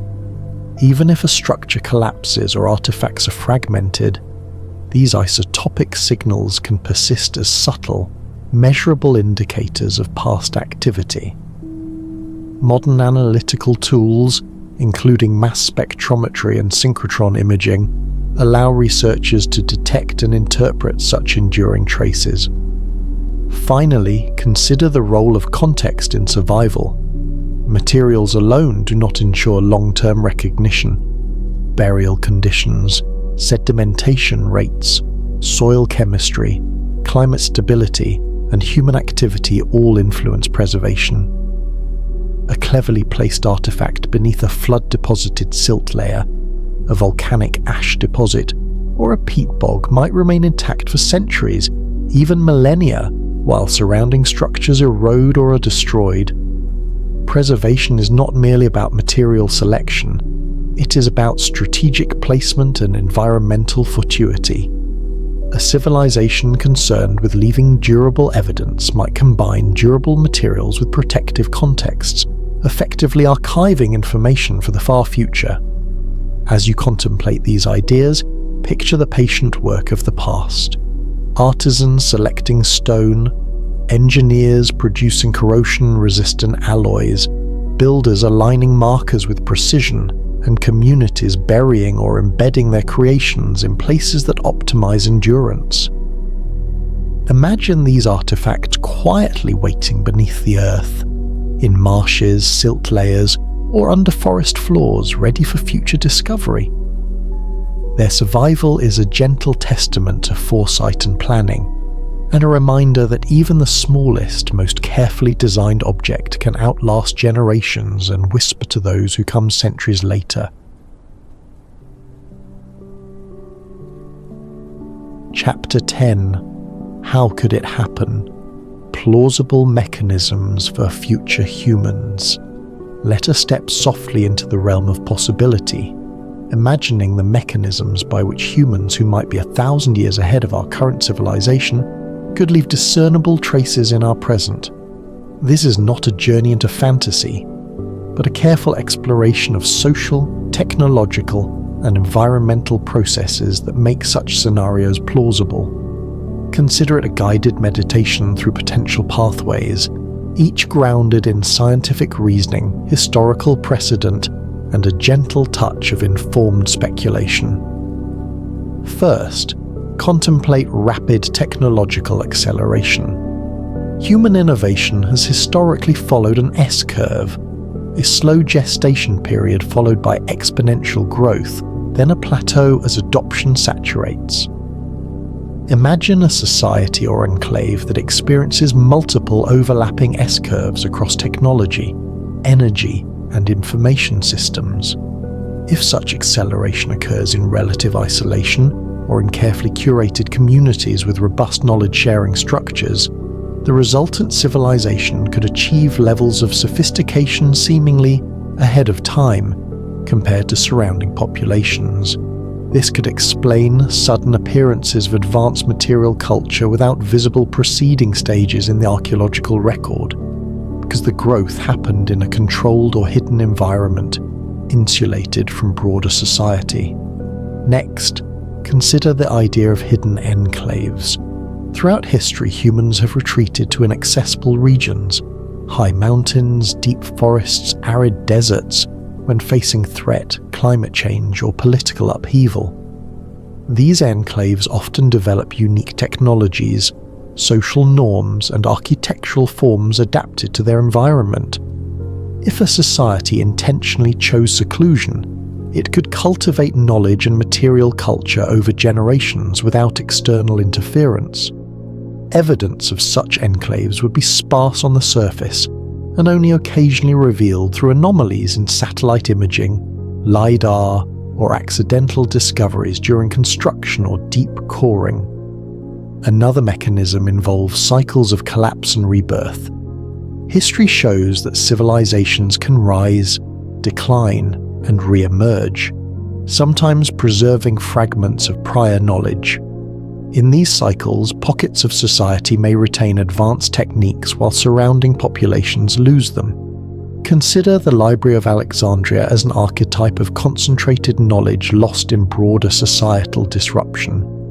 If a group survived with intentional preservation of select technologies, their descendants might appear to be ahead of their time relative to neighboring communities that did not preserve these lessons.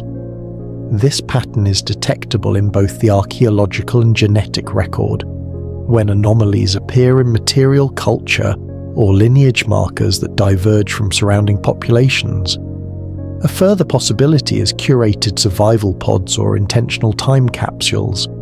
Imagine that groups or communities, anticipating social or environmental upheaval, design containers of knowledge, technology, and durable markers intended to survive centuries. These could include highly resistant alloys, ceramics, encoded maps, or digital storage embedded in carefully preserved environments. Placed underground, in remote marshes, or in subterranean vaults, such capsules would act as intentional bridges to the future. Their discovery, long after initial placement, could produce the effect of humans appearing ahead of time, because the artifacts would retain encoded knowledge and deliberately advance construction long before mainstream society catches up. Cross-temporal communication experiments are another intriguing, if less conventional avenue. Futuristic individuals might attempt to send information backward in time through deliberate placement of artifacts, encoded patterns in architecture, or astronomical alignments. While not relying on sci-fi notions of literal time travel, such methods exploit durable signals and long-range observation.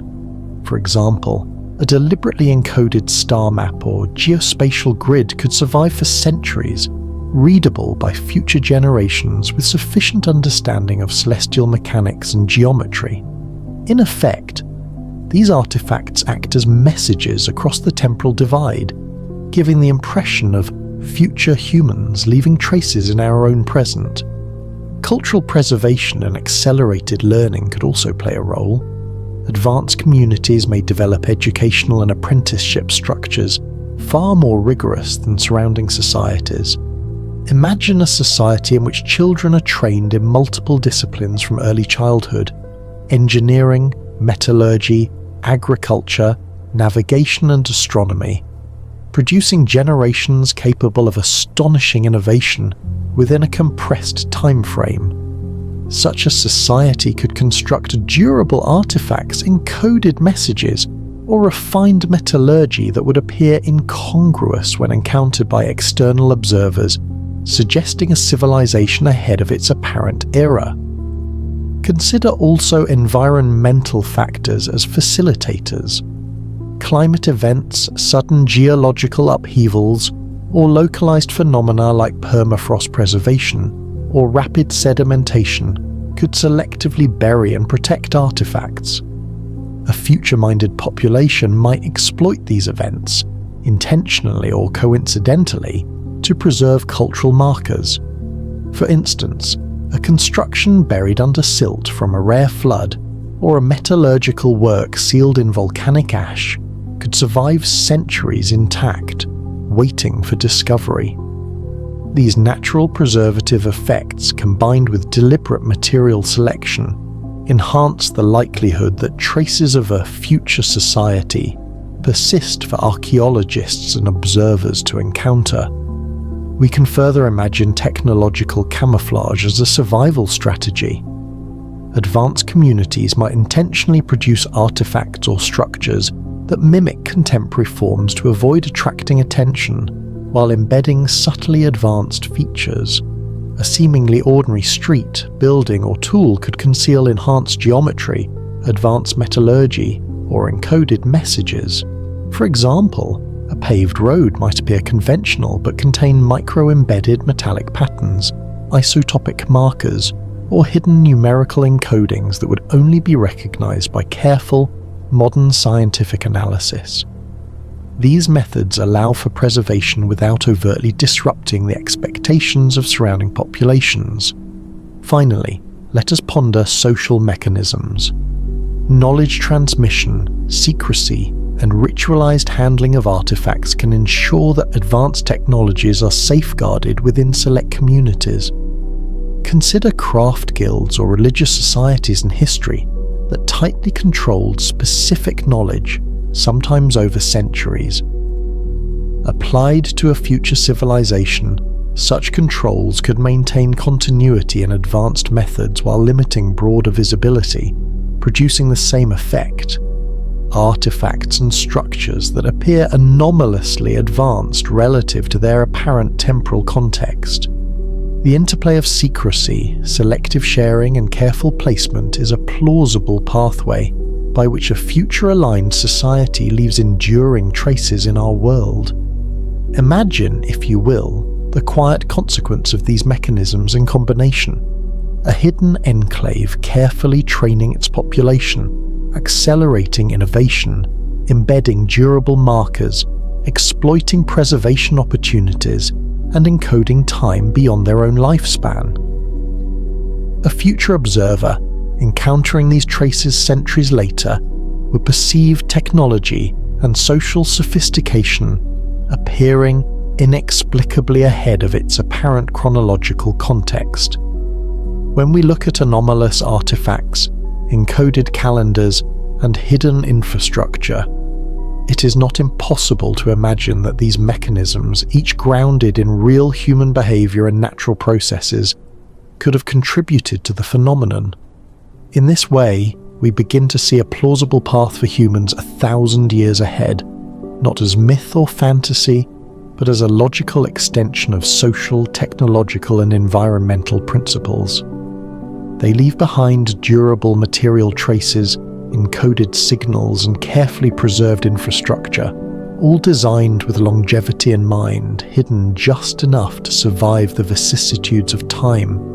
As we move into the next chapters, we will explore the echoes of such civilizations in cultural memory, folklore, and myth, seeing how these soft traces can complement the physical ones, reinforcing the overall plausibility of shadow civilizations quietly influencing the present from the unseen corridors of time.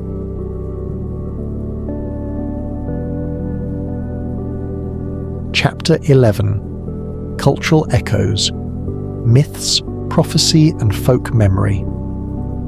Let us now turn our attention to the subtle, often overlooked traces of human experience preserved not in stone or metal, but in story, memory, and tradition. Across time, cultures have carried forward narratives that encode observations, warnings, or memories of people and events long vanished. These cultural echoes can serve as indirect evidence of encounters with advanced knowledge, unknown visitors, or, intriguingly, humans ahead of our own temporal curve. We will move slowly and attentively, exploring how myths, prophecy and folklore may preserve fragments of history in forms that are dreamlike, symbolic, and yet surprisingly precise. Start with the nature of folk memory itself. Oral traditions do not transmit facts in the way a modern report might. They transform and encode experience into story, imagery, and ritual.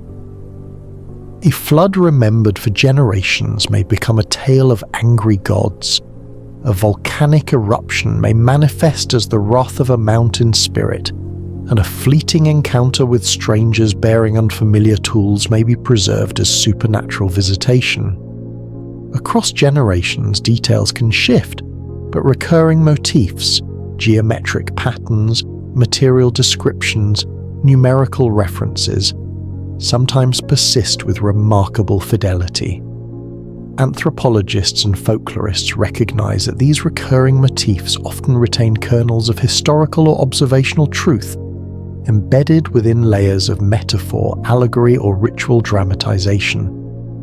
Consider legends of travelers from the future, a motif that surfaces in surprising corners of the world. In certain coastal communities, elders describe men who arrived after a luminous night sky, bringing strange tools or devices, moving in coordinated patterns unfamiliar to local eyes. The descriptions are never entirely consistent, but elements recur. Geometric symbols, metallic objects, peculiar garments, or tools that worked without fire or obvious effort. To the modern listener, these could be dismissed as metaphorical or fantastical, yet the consistency of certain material details across independent narratives invites deeper curiosity. Could these oral traditions preserve faint traces of human innovation that was, at the time, well beyond the local technological baseline? Prophetic traditions add another layer of intrigue. Many ancient cultures encoded future-oriented knowledge, sometimes in symbolic, ritualistic or calendrical forms. The cryptic verses of seers, star-aligned calendars, or cyclical predictions may encode knowledge of astronomical cycles, climate events, or social phenomena. While these are rarely literal instructions, they demonstrate that humans have long thought in terms of epochs, cycles, and knowledge transfer across generations. Within this framework, one might imagine that some narratives, if read carefully and contextually, could preserve information about encounters with unusually advanced groups, subtly encoded to survive through folklore rather than explicit records. Stories collected by folklorists in remote regions often contain astonishingly detailed depictions of material culture. An elder might describe visitors with geometric tattoos, teeth modified with metallic enhancements, or garments bearing reflective strips, all in the same breath as storytelling conventions that blend myth and moral lesson. Tape recordings and written transcripts, anonymized for ethical reasons, capture the cadence, hesitations, and careful attention of the storyteller. While these stories do not provide definitive proof, they serve as a cultural substrate, hinting at interactions that left impressions deep enough to survive the filtering effect of time, memory, and narrative transformation. Travel narratives and ethnographic accounts from early explorers sometimes corroborate local myths in subtle ways. A 19th century expedition might note stone arrangements or isolated structures that locals claim were built by strangers from the beyond, often providing descriptions of construction techniques or materials unknown to the immediate community. These observations, filtered through the lens of cultural memory, suggest the possibility of encounters with advanced technologies or social practices that left a deep cultural imprint, even if physical traces were scarce. The convergence of material anomalies and oral narratives enhances the plausibility of shadow civilizations influencing local memory. Even in modern times, anecdotal reports persist. A rural family might recount a bright light appearing in the woods at night, the sudden disappearance of a small object, or a figure moving with unfamiliar precision and tools. While these accounts often contain folkloric embellishments, repeated motifs, geometric devices, silent movement, or unusual metallurgy echo similar narratives collected across different regions and times. It is this convergence, not the individual story, that forms the basis of interest. When diverse cultural sources independently encode similar observations, the possibility emerges that there may have been encounters with humans whose knowledge or technology exceeded that of their contemporaries. Cultural encoding is not limited to narrative alone. Ritual objects, carvings, symbolic artwork, and ceremonial architecture often carry embedded knowledge. A ceremonial mask may feature symmetrical designs reflecting advanced geometric understanding, or a ritual dance may encode seasonal or astronomical cycles. These artifacts, when cross-referenced with oral traditions, can create a multi-layered record of cultural memory. The integration of physical design with narrative, performance, and symbolic content allows for a preservation of information across centuries in forms resistant to erosion, decay, and social disruption. There is also an ethical dimension to consider. When studying myths, prophecies, and folk memory, it is essential to approach them with cultural sensitivity and humility. Local communities are the custodians of these stories. They must be respected as living traditions, not merely as data points. In research, careful anonymization, consent, and collaboration ensure that the pursuit of knowledge does not come at the expense of cultural integrity. The richness of these narratives is partly sustained by the trust and engagement of the communities themselves. Finally, reflect on the interplay between cultural echoes and tangible traces. Myths, prophecy, and folk memory often point to locations, events, or artifacts that may correspond with physical evidence. Legend of men who came after the bright night might correlate with unusual alignments in stone foundations, anomalous metallurgy found in buried cores, or encoded calendars etched in enduring materials. By considering both cultural and physical evidence together, a coherent, plausible picture begins to emerge. Humans, perhaps 1,000 years ahead in some aspects, could leave subtle fingerprints not only in stone, metal, and soil, but also in the stories carried forward by living memory. As we conclude this chapter, let us imagine the gentle resonance of these cultural echoes across generations. Each tale, ritual, or prophecy is like a soft wave upon the surface of time, carrying fragments of observation, encoded knowledge, and perhaps the memory of encounters with advanced people who walked among us long before our present age. Listening carefully, we can trace patterns that harmonize with the physical evidence explored in earlier chapters.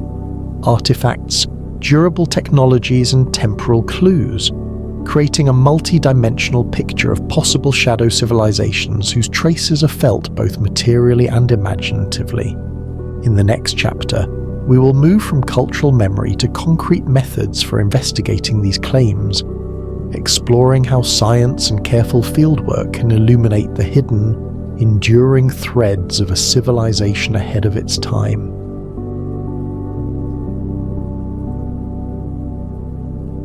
Chapter 12. Tests, Methods, and a Fieldwork Roadmap. We now enter the stage of careful inquiry, where imagination meets methodical investigation. Up to this point, we have traced physical artifacts, temporal anomalies, durable technologies, and cultural echoes. All of these threads suggest the tantalizing possibility of civilizations ahead of our own by centuries. Yet for these ideas to hold weight, they must intersect with rigorous, reproducible investigation. In this chapter, we will explore in meticulous detail the methods, approaches, and fieldwork strategies that could reveal hidden or misunderstood traces of such shadow civilizations. Think of this as a slow, deliberate journey through the scientific pathways that transform curiosity into knowledge, with patience and precision at every step. Begin with remote sensing, the eyes from above. In recent decades, LIDAR technology has revolutionized our ability to detect hidden structures beneath dense vegetation or across broad landscapes. By sending pulses of laser light from an airborne platform and measuring the time it takes for reflections to return, LIDAR creates precise, three-dimensional maps of terrain. Ancient walls, foundations, terraces, and roads emerge clearly from these digital reconstructions, even when completely overgrown. Researchers have used this method to rediscover vast networks of pre-Columbian settlements in Central America and Southeast Asia. For our purpose, LIDAR could be applied to regions suspected of harboring anomalies, rectilinear foundations, unexpected geometric grids, or subtle terraces inconsistent with known local civilizations. Close examination of such LIDAR maps, combined with traditional survey methods, can reveal patterns invisible from ground level, potentially pointing toward enclaves or constructions indicative of advanced, temporally displaced societies. Satellite imagery complements this approach. High-resolution optical images, multispectral data, and radar scans can highlight variations in soil composition, vegetation growth, or subtle topographical shifts. For example, anomalies in soil reflectance may indicate buried structures, compacted surfaces, or traces of durable materials like ceramics and metals. Cross-referencing these anomalies with historical records, folk accounts, or prior archaeological data increases the likelihood of identifying areas warranting further investigation. These methods can detect unusual rectilinear patterns, alignments inconsistent with local architectural norms, or clusters of features suggestive of coordinated engineered settlements. Ground-based verification remains critical. Geophysical techniques, including ground-penetrating radar, electrical resistivity and magnetometry, allow investigators to explore subsurface anomalies without excavation. These methods can detect buried walls, roads, or metallic objects, revealing three-dimensional layouts that hint at design sophistication. In practice, a site identified through LIDAR or satellite imagery would be surveyed systematically, grids established, measurements logged, and anomalies documented before any intrusive intervention. Careful layering of evidence ensures that the interpretation is robust, minimizing the chance of mistaking natural features for human construction. Coring and sedimentary analysis are invaluable for understanding temporal context. Deep cores extracted from peat bogs, riverbeds, or alluvial plains capture centuries of sediment deposition. Each layer preserves pollen, microcharcoal, plant fibers, and occasionally micro-artifacts, which together create a chronological record. Radiocarbon dating of organic inclusions establishes age, while chemical analysis can reveal isotopic signatures of industrial or technological activity. Imagine a core revealing a layer with micrometallic filaments, unusual isotopic ratios, or compacted ceramics inconsistent with known regional chronology. Anomalies of this kind, carefully documented and cross-referenced, provide tangible leads to the presence of advanced or temporally displaced human activity. Ancient DNA analysis offers a further complementary line of investigation. Genetic material extracted from human, animal, or plant remains in stratified layers can reveal population continuity, migrations, or contact with unknown groups. Researchers have discovered so-called ghost lineages in modern populations. genetic signatures of previously unknown or extinct groups, hinting at lost populations whose interactions left enduring if subtle traces. In our context, sequencing DNA from carefully dated remains could uncover unusual allele clusters or haplotypes, possibly indicating contact with populations exhibiting distinct adaptations or isolated evolution, consistent with the notion of a shadow civilization. Rigorous protocols are essential to avoid contamination and ensure reproducibility, particularly when working with degraded ancient material. Material analysis is equally critical. When examining artifacts, high-resolution microscopy, X-ray fluorescence, isotopic studies, and metallurgical analysis can determine composition, manufacturing technique, and provenance. For example, a metal object may display an alloy composition unknown in its supposed era, or corrosion patterns consistent with advanced treatment methods. Ceramic inclusions might reveal unexpected tempering agents, kiln temperatures, or glaze compositions. Each data point builds a profile of technological capability and chronological context, supporting or refuting the notion of temporally advanced human activity. Archival research, often overlooked, remains essential.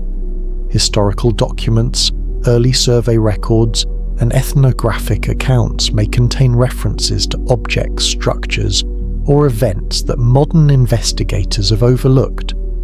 Redacted datasets, field notebooks, and museum catalogues can hold critical clues. A misfiled artifact, a reported anomaly, or a note on unusual stratigraphy. Careful cross-referencing of archival sources with physical evidence allows researchers to triangulate anomalies, offering a fuller picture of potential shadow civilizations. Finally, the integration of multidisciplinary methods is key. No single line of evidence is decisive on its own. By combining remote sensing, geophysical survey, sediment analysis, material science, ancient DNA, ethnography, and archival research, investigators can construct converging lines of inquiry. This holistic approach allows subtle signals to emerge from noise, revealing patterns otherwise invisible. A subtle alignment discovered in LIDAR, for instance, gains credibility when coinciding with unusual isotopic signatures in sediments, corroborated by an enduring folk memory in the region. Each layer of evidence reinforces the others, moving the hypothesis from mere speculation toward credible possibility. Imagine, as you listen, a methodical field team moving through a remote forest, LIDAR maps in hand, carefully noting rectilinear shadows beneath the canopy. Sediment cores lie ready for extraction.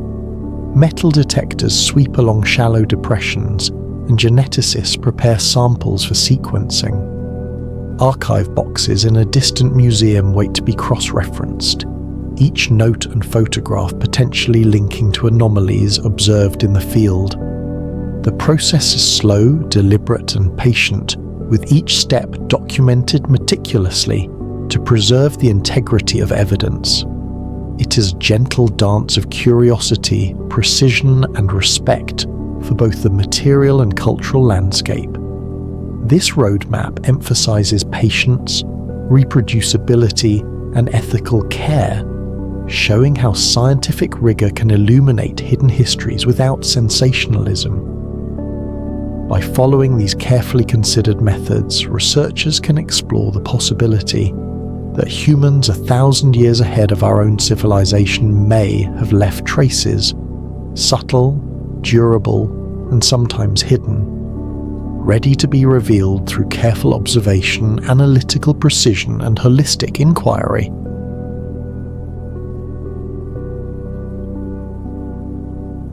Chapter 13: Consequences, Ethics, and a Compelling Finale.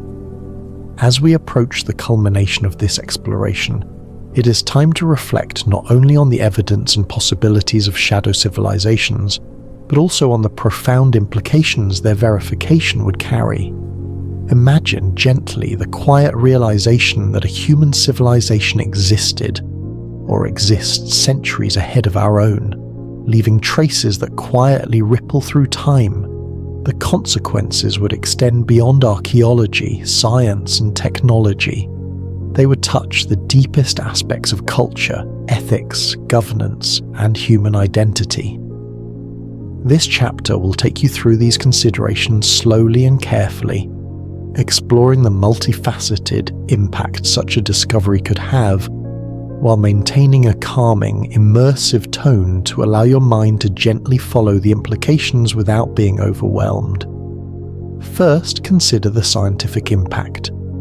Archaeology, as we know it, relies on the careful reconstruction of human development through material culture, stratigraphy, and chronology.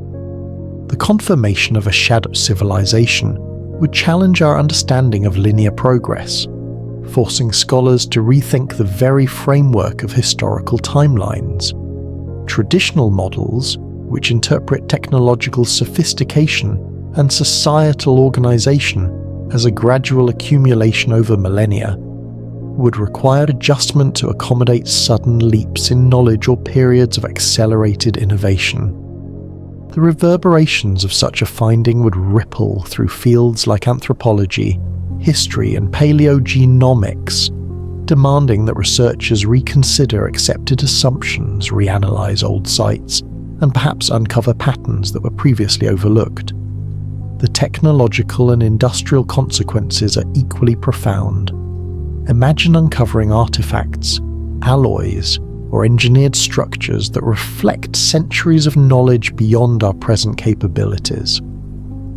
Such discoveries could inspire a re-evaluation of material science, energy systems, or construction techniques. Researchers might identify corrosion-resistant alloys, innovative geomaterials, or preservation methods that could inform modern engineering.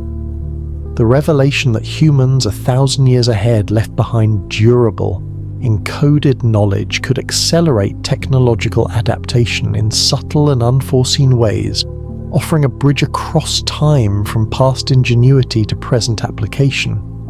Yet, there is also a human and ethical dimension. The discovery of advanced artifacts or hidden enclaves carries responsibility. Looting, misappropriation, or the commercialization of such materials could irreparably damage both physical evidence and cultural heritage. Ethical frameworks would need to guide every step: excavation, analysis, and public presentation. Collaboration with local communities, especially when cultural echoes and oral traditions are implicated, is essential. These populations are living repositories of knowledge and memory, and their guidance ensures that discoveries are contextualized respectfully, rather than exploited or sensationalized. The revelation of a shadow civilization would also influence social identity and belief systems. Religions, philosophies, and cultural narratives often incorporate origin stories and conceptions of human progress.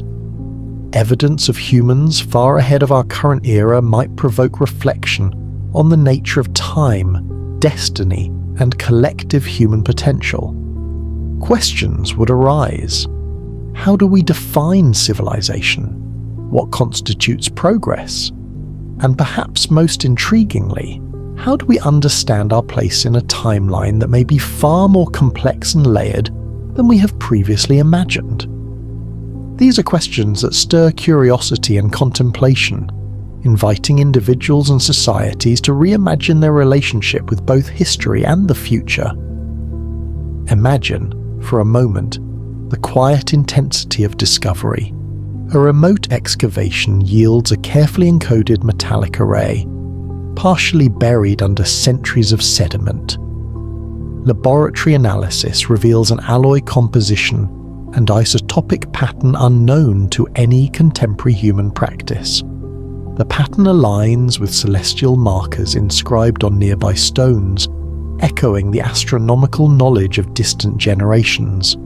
Simultaneously, a folklorist's recording from a nearby village recounts the appearance of bright figures carrying metallic implements, aligning uncannily with the physical evidence. These converging threads, both tangible and intangible, invite awe, curiosity, and careful reflection. There is also the broader geopolitical and societal impact to consider. Knowledge of a shadow civilization could affect heritage protections, research funding priorities, and even international cooperation. Governments and scientific institutions would need to navigate issues of ownership, stewardship, and preservation with extreme care. Sensitive sites could become points of contention or collaboration, demanding that protocols for scientific inquiry, access, and protection be universally respected. The discovery might even inspire cross-cultural dialogue as humanity collectively grapples with evidence of achievements beyond its current reach. For those with a curiosity that extends into personal participation, there is the subtle call to engage with the ongoing narrative. Citizens, historians, and amateur researchers might contribute local legends, old photographs, or unusual heirlooms for examination, providing the next generation of investigators with additional data. These small acts of contribution, quietly and respectfully executed, can expand the search for evidence and maintain a living connection between contemporary society and the echoes of advanced civilizations that may yet whisper through time. Finally, let us contemplate the philosophical and emotional resonance. To know that humans could be ahead of us by centuries is to confront a temporal mirror. It asks us to imagine the trajectory of our own civilization and the artifacts we might leave behind. It evokes both humility and aspiration, prompting reflection on what knowledge, culture, and structures we wish to endure for generations. It invites us to listen attentively to the faint traces already present in our environment. Durable technologies, anomalous constructions, encoded calendars, and whispered memories, and to wonder what messages from the future may yet emerge. In closing, the discovery of shadow civilizations would be a revelation in the most profound sense. It would bridge centuries, intertwining the tangible and intangible, the material and cultural, the observable and the whispered. It would call upon humanity to act responsibly, ethically, and imaginatively, acknowledging that the traces we uncover are not merely relics, but windows into potential timelines, lessons from the past, and possibilities for our own future.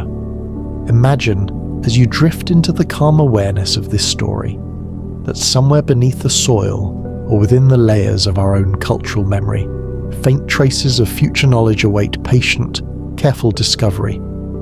A quiet testament to the enduring curiosity, ingenuity, and foresight of humanity itself.